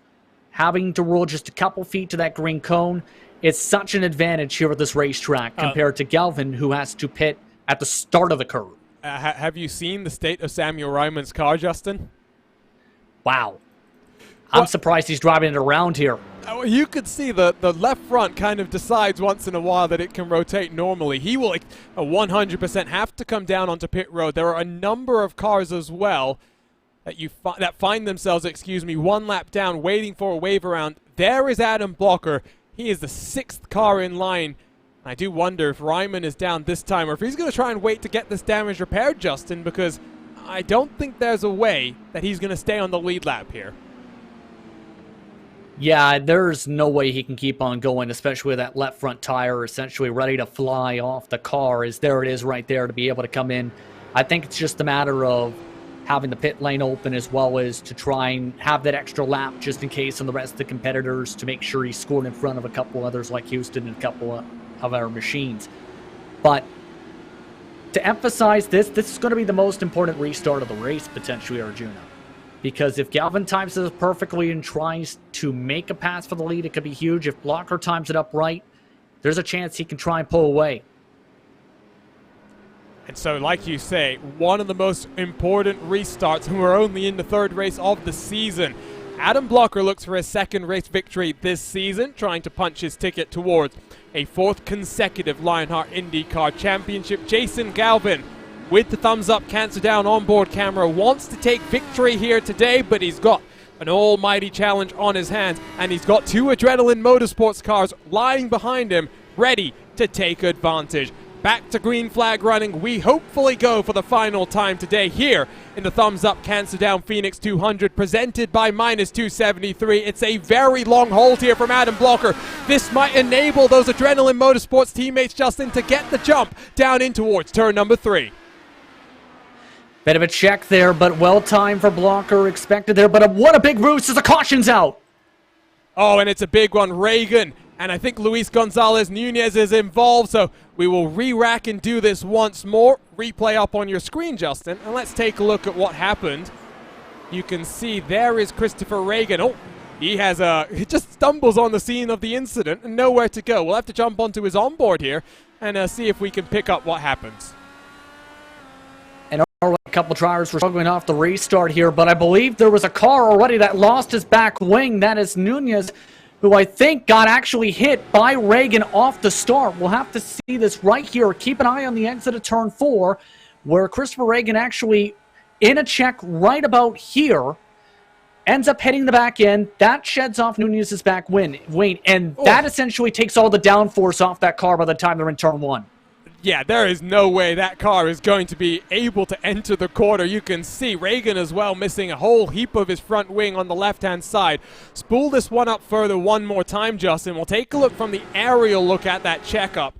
And I think Adam Blocker, who held the field for oh so long, I wonder if Race Control will take a look at that restart.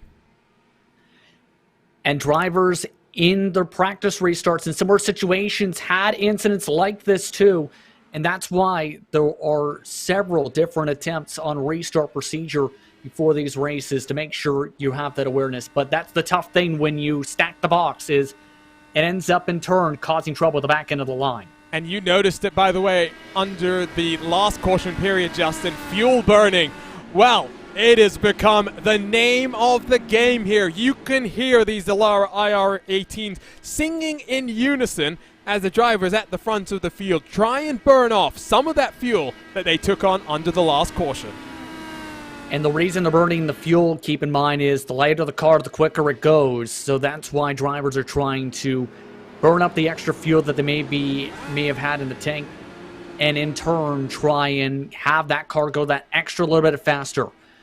But you have to think about it this way as well. This is a second chance for everybody in the field to try and have a leap at Blocker. They know what Blocker did the first time. Does Blocker try it again, or does Blocker switch it up is going to be the critical point on how this restart plays out once we get back going green. What would you do, Justin? You're Adam Blocker in this situation. You've got, give or take, about 35 laps to hold on here. Do you wait or do you go? I think, based on how things have played out, I would honestly wait again, potentially, and try and play it out that way. Because it seemed Blocker did a stellar job and had the clean air still before. It's just a matter of how does Galvin get the run off the corner. So I think I try it again and try and hope that in turn you have a bigger check as a result there with Galvin not able to get as big of a run on the second opportunity. I would try it potentially as the second opportunity. Just hope you do it well and have it timed up properly. So we should be getting back to green flag the next time around. Justin, just correct my math if I'm wrong. Is that the 6th caution of the day so far? I believe so, give or take. So we are approaching that mark. Have to say, we've had some long green flag runs today. The attrition's really come into play at the very tail end of the fuel windows. It has been. And I think maybe just difficulty in terms of controlling the car as well. Reminder, by the way, if you want to follow us along for more esports action, stay involved at Lionheart Series to stay up to date with 3 different open wheel competitions on the iracing.com service. ESTV, of course, to follow along with all of your favorite esports action. And then racespottv. Subscribe to us on YouTube. Hit the bell next to that button as well to get notified every single time we go live with some of the great sim racing series we get to cover. Lots more American Open Wheels coverage coming this summer as well. The month of May, moments away, days away, from getting underway. Much better jump from Adam Blocker this time around as we get back to green flag conditions with 37 laps left on the clock and 37 miles left for drivers to try and make something work then, Justin.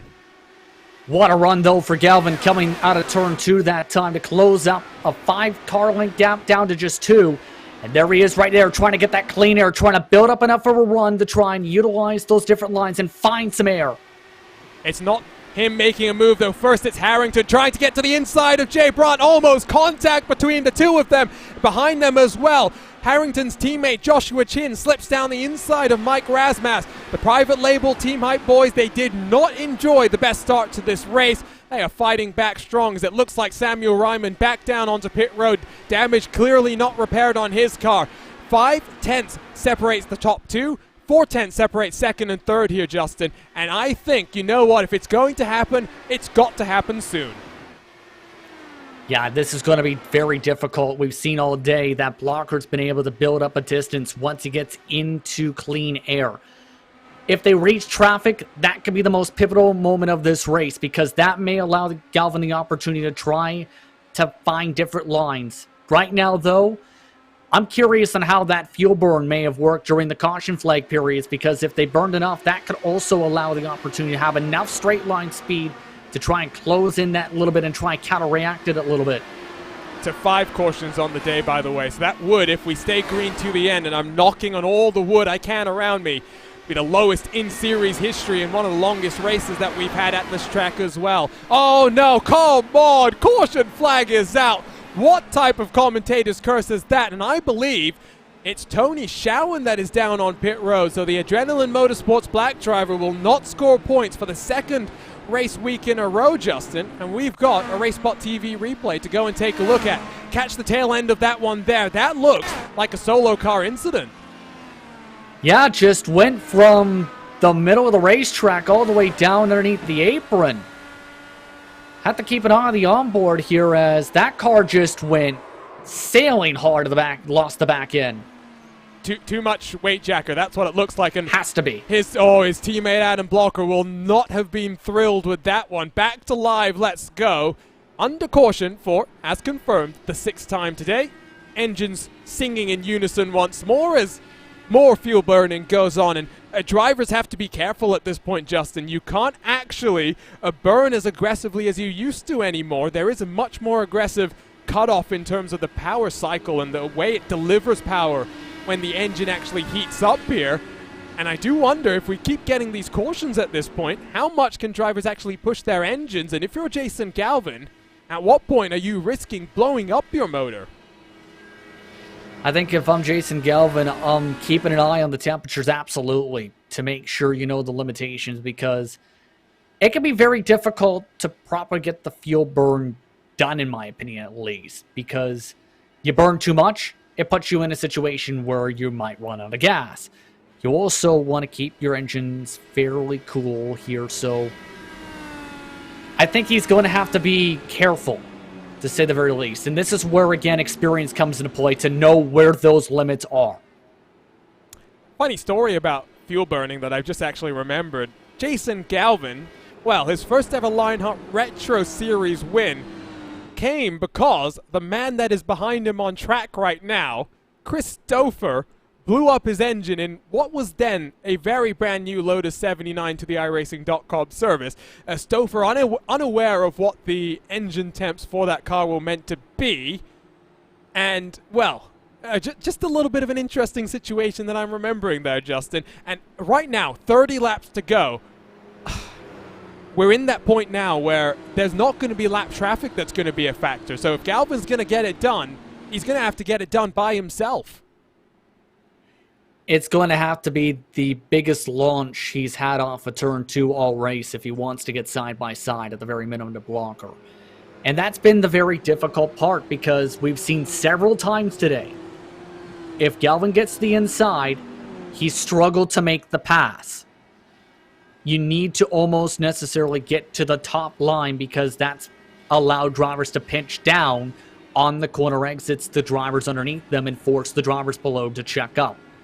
So, if I'm Galvin, you basically have to time this up perfectly to get to blocker. I wonder if blocker will hold them once more. Lights are off on the pace car, so for the 7th time today, green flag is about to fly. And I'm not saying, Justin, that I feel pretty good in my prediction here for blocker, but in an unfamiliar environment, he's now got an opportunity to take a second victory on the season. With Sage Karen watching on from the sidelines, this is blocker in his element, and a race victory, that he very much needs to secure. This will be very valuable for the standings and the points, absolutely, and would allow him to build up a massive buffer to the rest of his competition with some of the errors with their struggles earlier on today. And some of them still marred to the back end of the top 10. Going to be very critical, though. Karam's best friend is Galvin right now. And Karam is very much cheering on from Indy. Pace car down then once more here in Phoenix. We've got 29 laps, 28 laps, scratch that, as we come across the line. Once more, a very, very impressive jump from Adam Blocker. Andrew Kinsella is going to feel the pressure from the likes of Connor Harrington from behind. And now we wait and see over the course of the next 28 miles who is going to come out on top. Galvin looks to the inside already, trying to get alongside. 2 wheels below the apron, Justin checks up his momentum. Here comes Christopher for second. And a good ramp there that time for Galvin as Blocker got really tight coming off the corner. Galvin getting really tight again up towards the front. Galvin just seems to be able to get a better launch off turn 2, but the thing is, that clean air is helping Blocker, and Blocker's been really stellar in 3 and 4 all race. He's just got to hold on now, feed as much dirty air as he can. Jason Galvin working the in-car tools to the best of his ability. With 26 laps to go and another race victory here in the Lionheart IndyCar Series on his mind. It would be an 8th victory for the number 42 car. Adam Blocker, meanwhile, looks to continue his domination in this championship with an incredible 24th victory in just, how many starts is Adam Blocker at now? I've lost track, Justin, but it's 82. incredible. That's an incredible winning record. Absolutely, and just shows again the experience that he's carried across his entire iRace career in terms of open wheel racing. But the thing is, he's utilizing that clean air very well, but the problem is Galvin's the closest he's been to the back end of Blocker off some of these starts.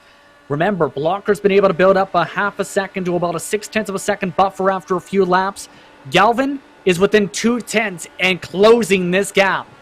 Oh, and he was on song at our season opener at the Virtual Homestead Miami Speedway. Did not enjoy the streets of Long Beach as much.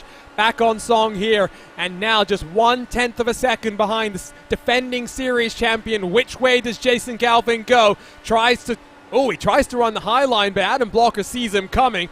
That will affect Jason Galvin in terms of the run out of turn 4, but Blocker has to go defensive. Look at the run from the 42. Tries to get to the inside, and Justin, Adam Blocker was not sure if he should defend that one. Yeah, that was a little bit dicey there right now, but it's almost a guessing game to choose which line. Here comes Galvin, though, able to take away Blocker's line. That's the line that Galvin wanted to run. Around the outside, rips the 42 car up 14 positions. He's into the race lead as we dive our way down into turn 1. Blocker will try and fight it back, but the outside line will feed the momentum back into Jason Galvin's hand. Still side by side, Justin, entering turn number 3. Galvin needs to clear on by to make sure he tries to run away here. He's timed this up very well. It's been one of his strongest races of this season so far. Finally gets clear, but Blocker's not going to give this up.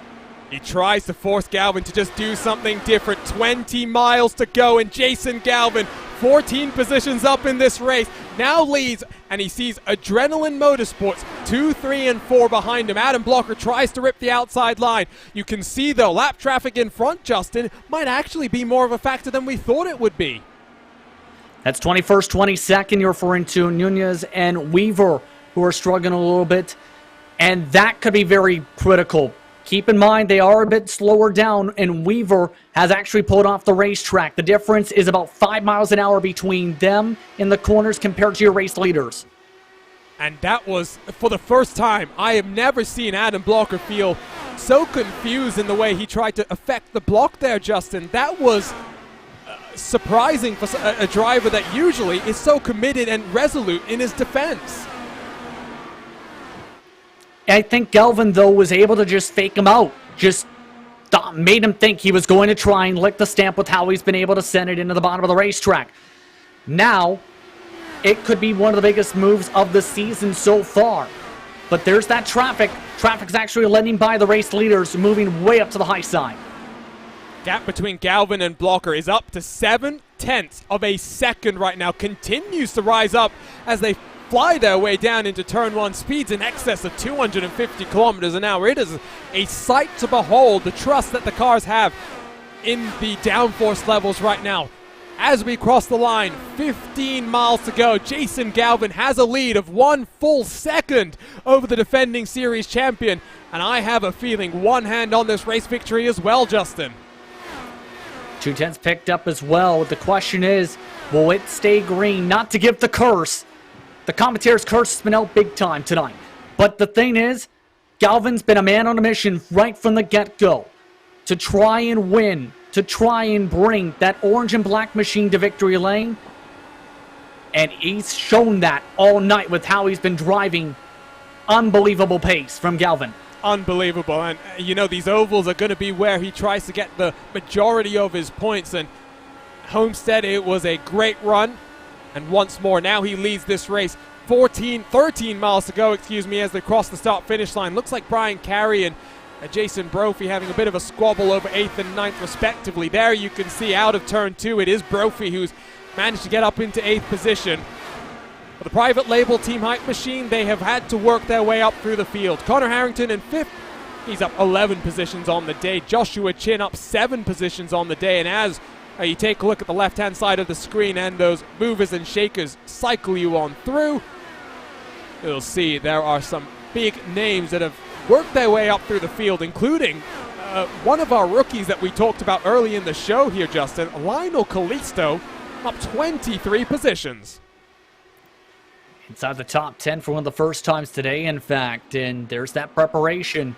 But also just the matter of keeping the car clean has been one of the key parts. Keep yourself out of the attrition. Keep yourself out of the incidents. He's done that. Now, chance for the Sector 5 machine to have a solid points day. They can hold on and not hit the fence. Good hands there as he hung on to that car, almost seconds from disaster then. Mike Razmas, Tyler Graf behind him trying to take advantage. Razmas, not being the easiest second half of the race for the 68 machine, as he's now got Tyler Graf behind. He's down 9 on the day so far. The Graphics LPM car qualified very well and hung around the front for quite a while. Speaking of the front now, 9 miles to go. There is Jason Galvin closing in on Justin Weaver once more, Justin, but the gap between first and second is up to 1.6 seconds, and the importance of clean air, well, we're seeing it right now. It's been a talking point all race, right from the get-go, and that time, just following the lap traffic for one corner, was enough of a difference of a couple tenths of a second, just about, between Galvin and Blocker. As long as the traffic keeps on yielding, and as long as nothing else is to happen, this is Galvin's race to lose. Perfect race for him played out for the strategy to get the track position, and now, things are playing out well. Near contact, though, behind him. That is what I thought we'd see more of. Outside line for Joshua Chin. OP as the King of Chins up into the top 6. Very much needed position there in that team standings. The championship leaders, of course, private label Team Hype, they will finish 5th and 6th. And their main rivals, Adrenaline Motorsports Red, only Andrew Kinsella scoring in front. Brian Carey in 9th, behind all 3 of the private label drivers. Henry Bennett will finish this race in 15th, it looks like right now, but 6 miles to go. The gap out front, 2.2 seconds, Justin. We didn't think that it would really be a move at the end of this race, and Jason Galvin did not wait for his opportunity. He's got 4 miles to go now.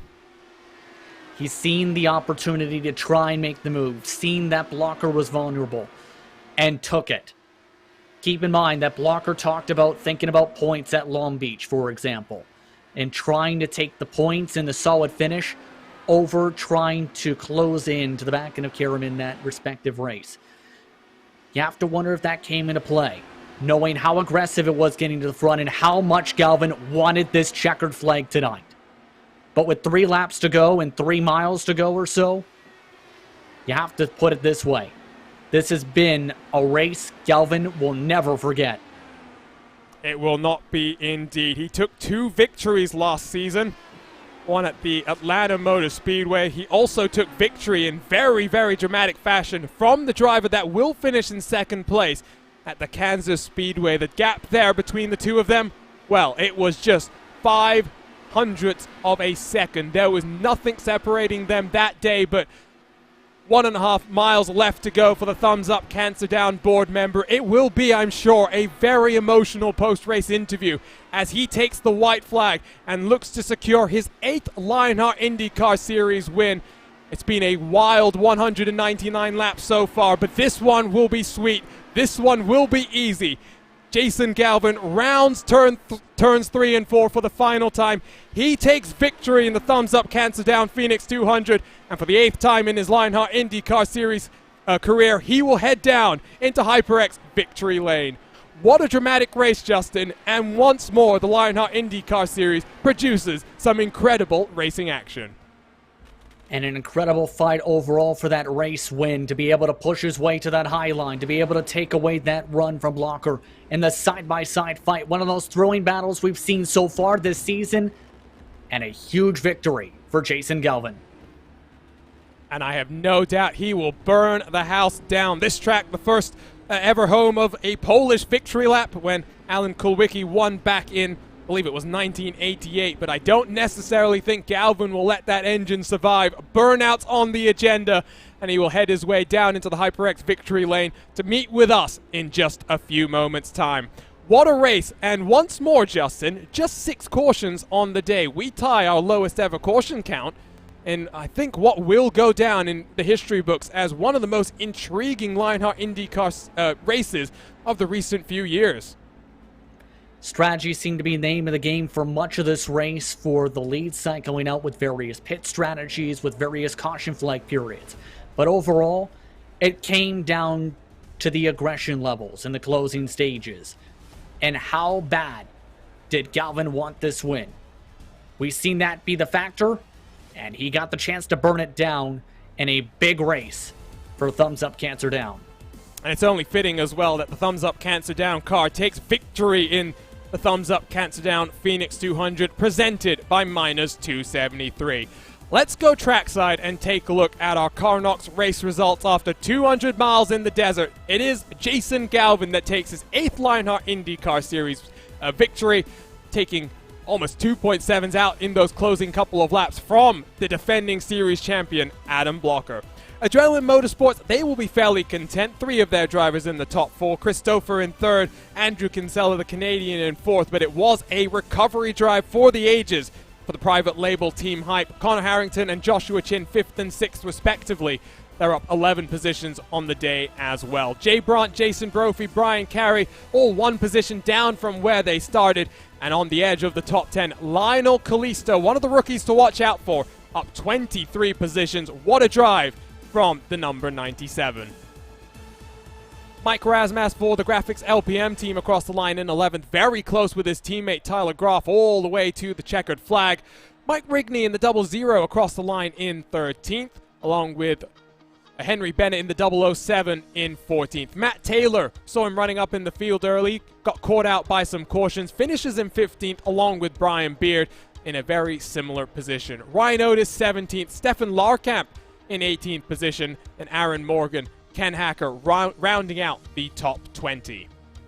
Lots of cars that did not make it to the end.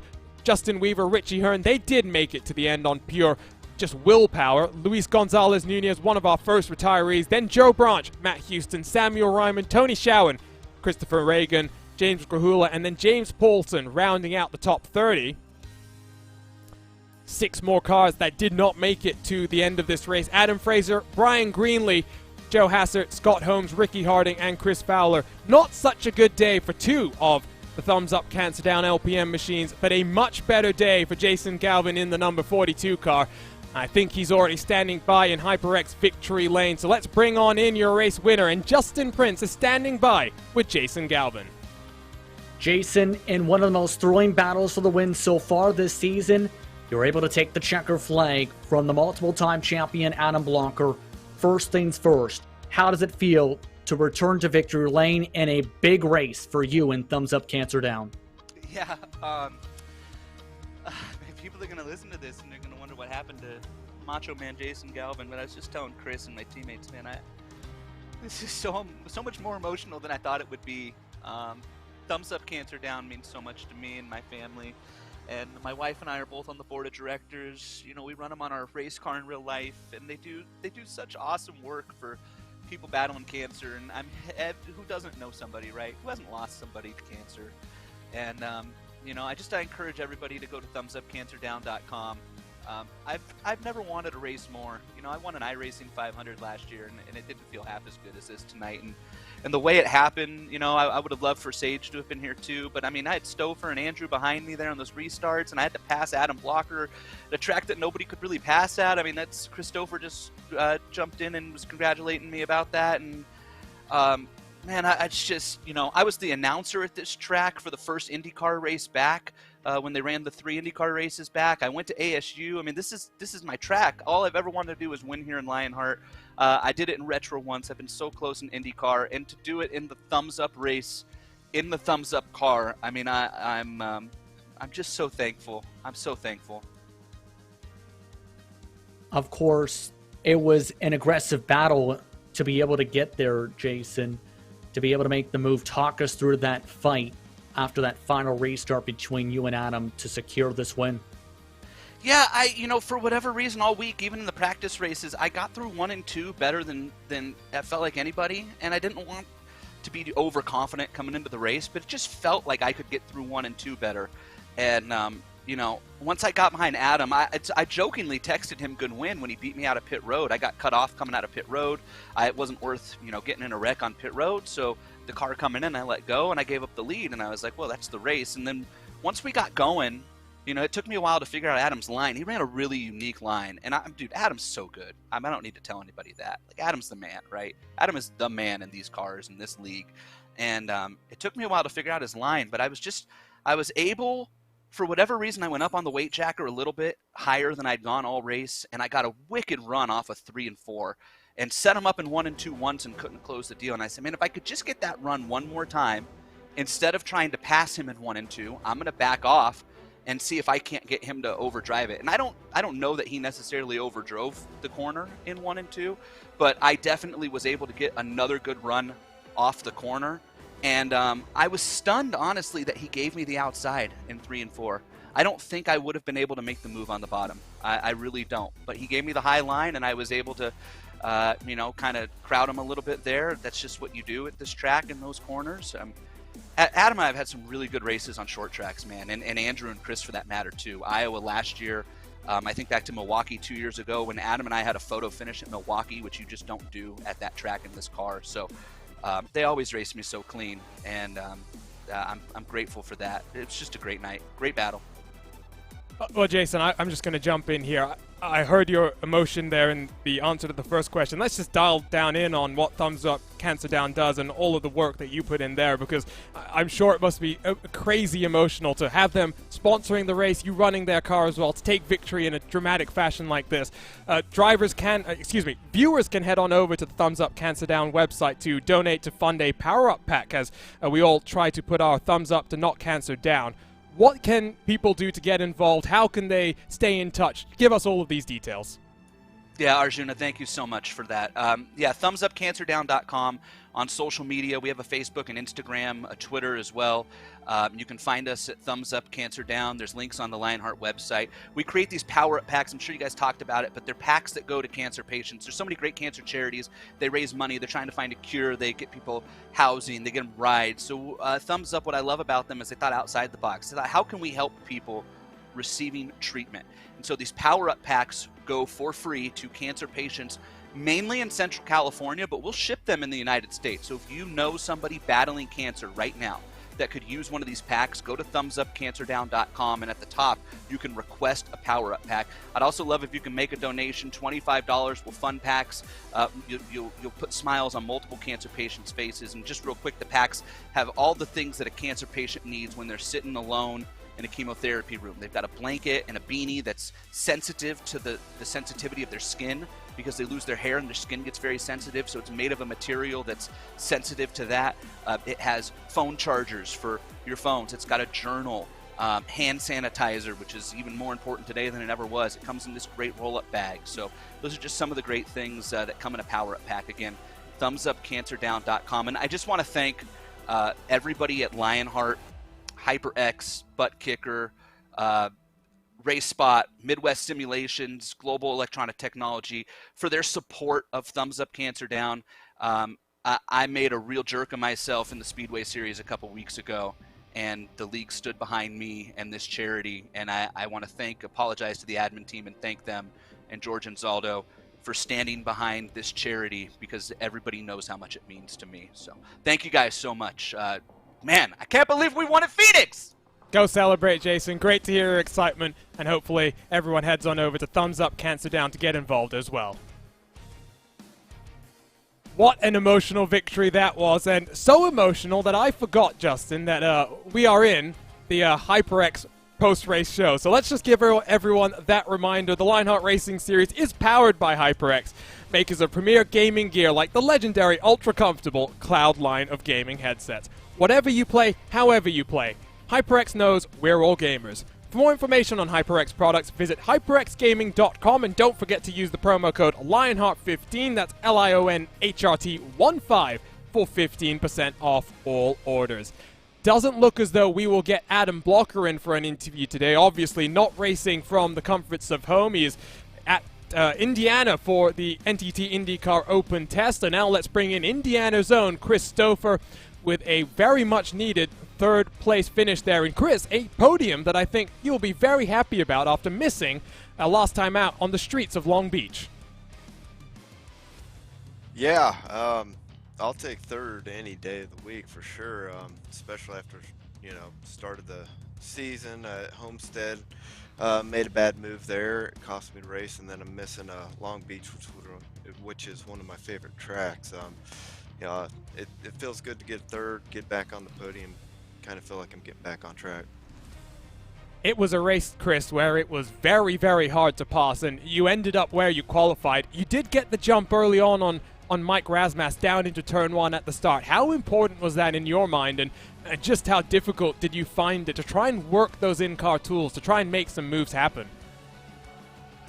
I was trying a lot of stuff with all my in-car tools for pretty much half the race.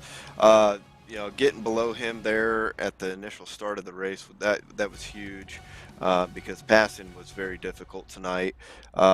As you could see when the leader got up front, I guess everybody but Galvin was able to wasn't able to keep up with the leader. I mean, Galvin was able to stay right there on blocker the whole time, but I just found it very difficult to keep up with the leader, and it was track position was king tonight, and it meant a lot. So I was just able to keep it up front and keep it out of trouble. So it's always good.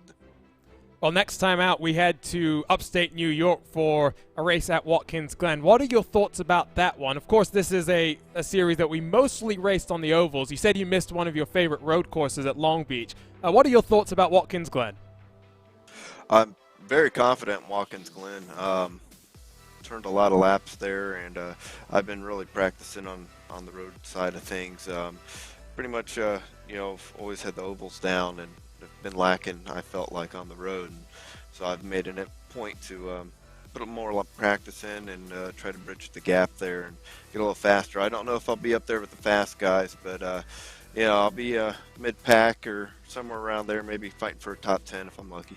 Well, Adam Blocker, your teammate, has been doing a good job of trying to help out not just his Adrenaline Motorsports counterparts, but indeed the entire grid. Congratulations on the podium today, Chris, and hopefully we'll see you doing well once more in upstate New York.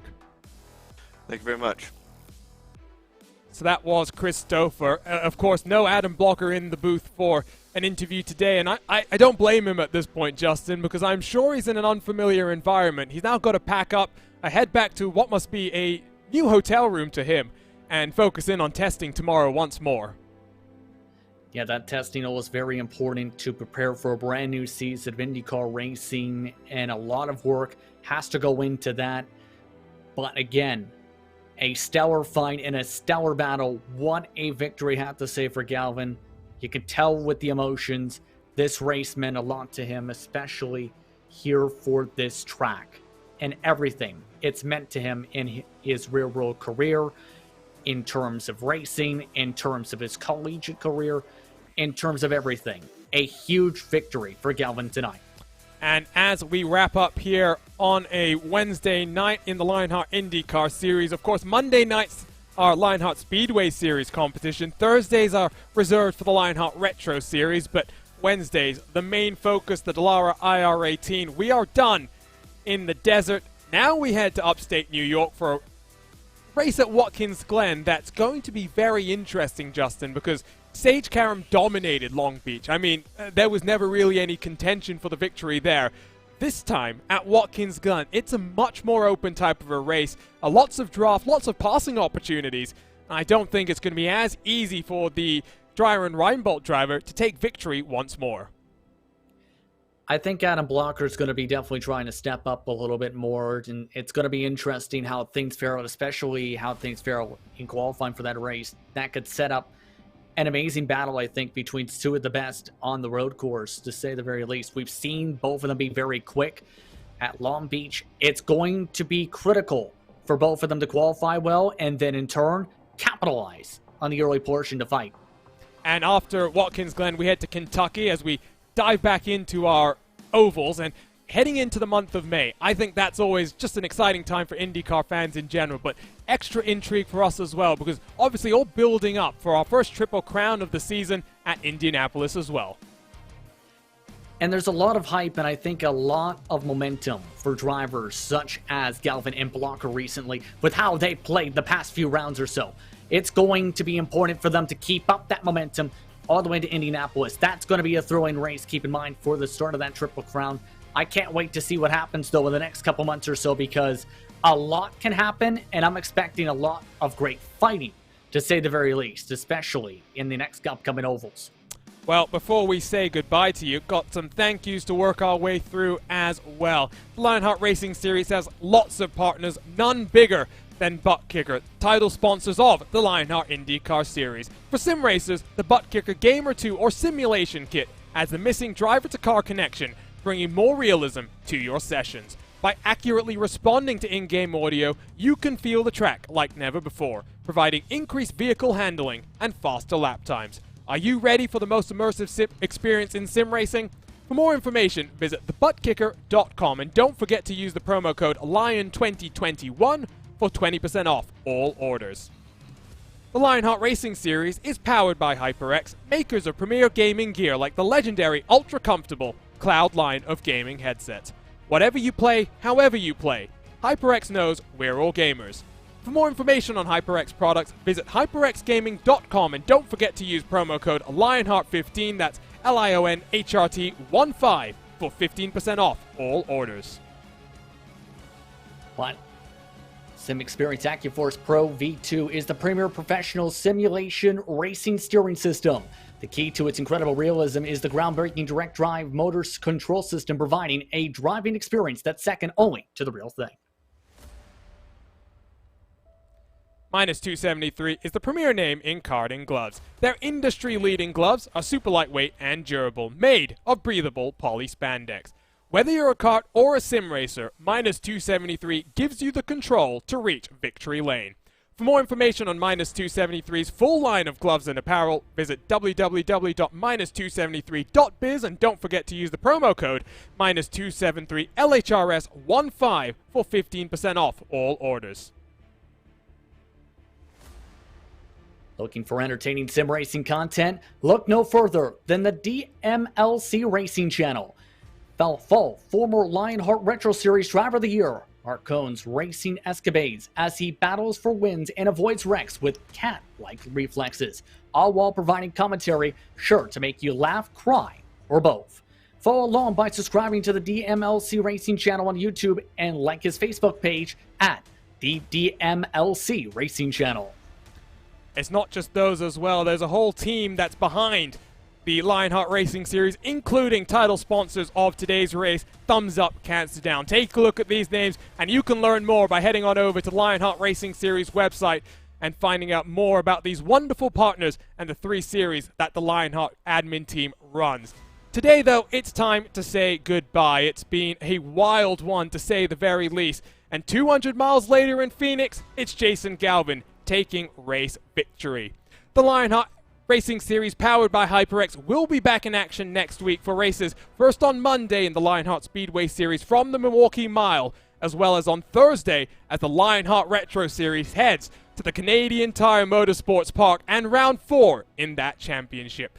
For now, though, it's time to say goodbye. My name is Arjuna Kankipati, and I've been joined by the wonderful Justin Prince for today's action. TV cameras have been provided to us by Istvan Ballo and TrackCams22.com, with additional car cameras provided by RaceSpot's own Tyler Maxson. Live timing and scoring provided by our partners over at timing71.org. You can follow along with the best in the real and virtual worlds of motorsport using their world-class suite of data analysis tools. We'll be back for Lionheart Racing action next week, but if you want more, join us in a couple of weeks' time from upstate New York for round 4 in the Lionheart IndyCar Series as Adam Blogger looks to try and make it 4 championships in a row. Lots more to come on RaceSpot TV, but for now, so long from myself, Arjuna Kankipati, and Justin Prince.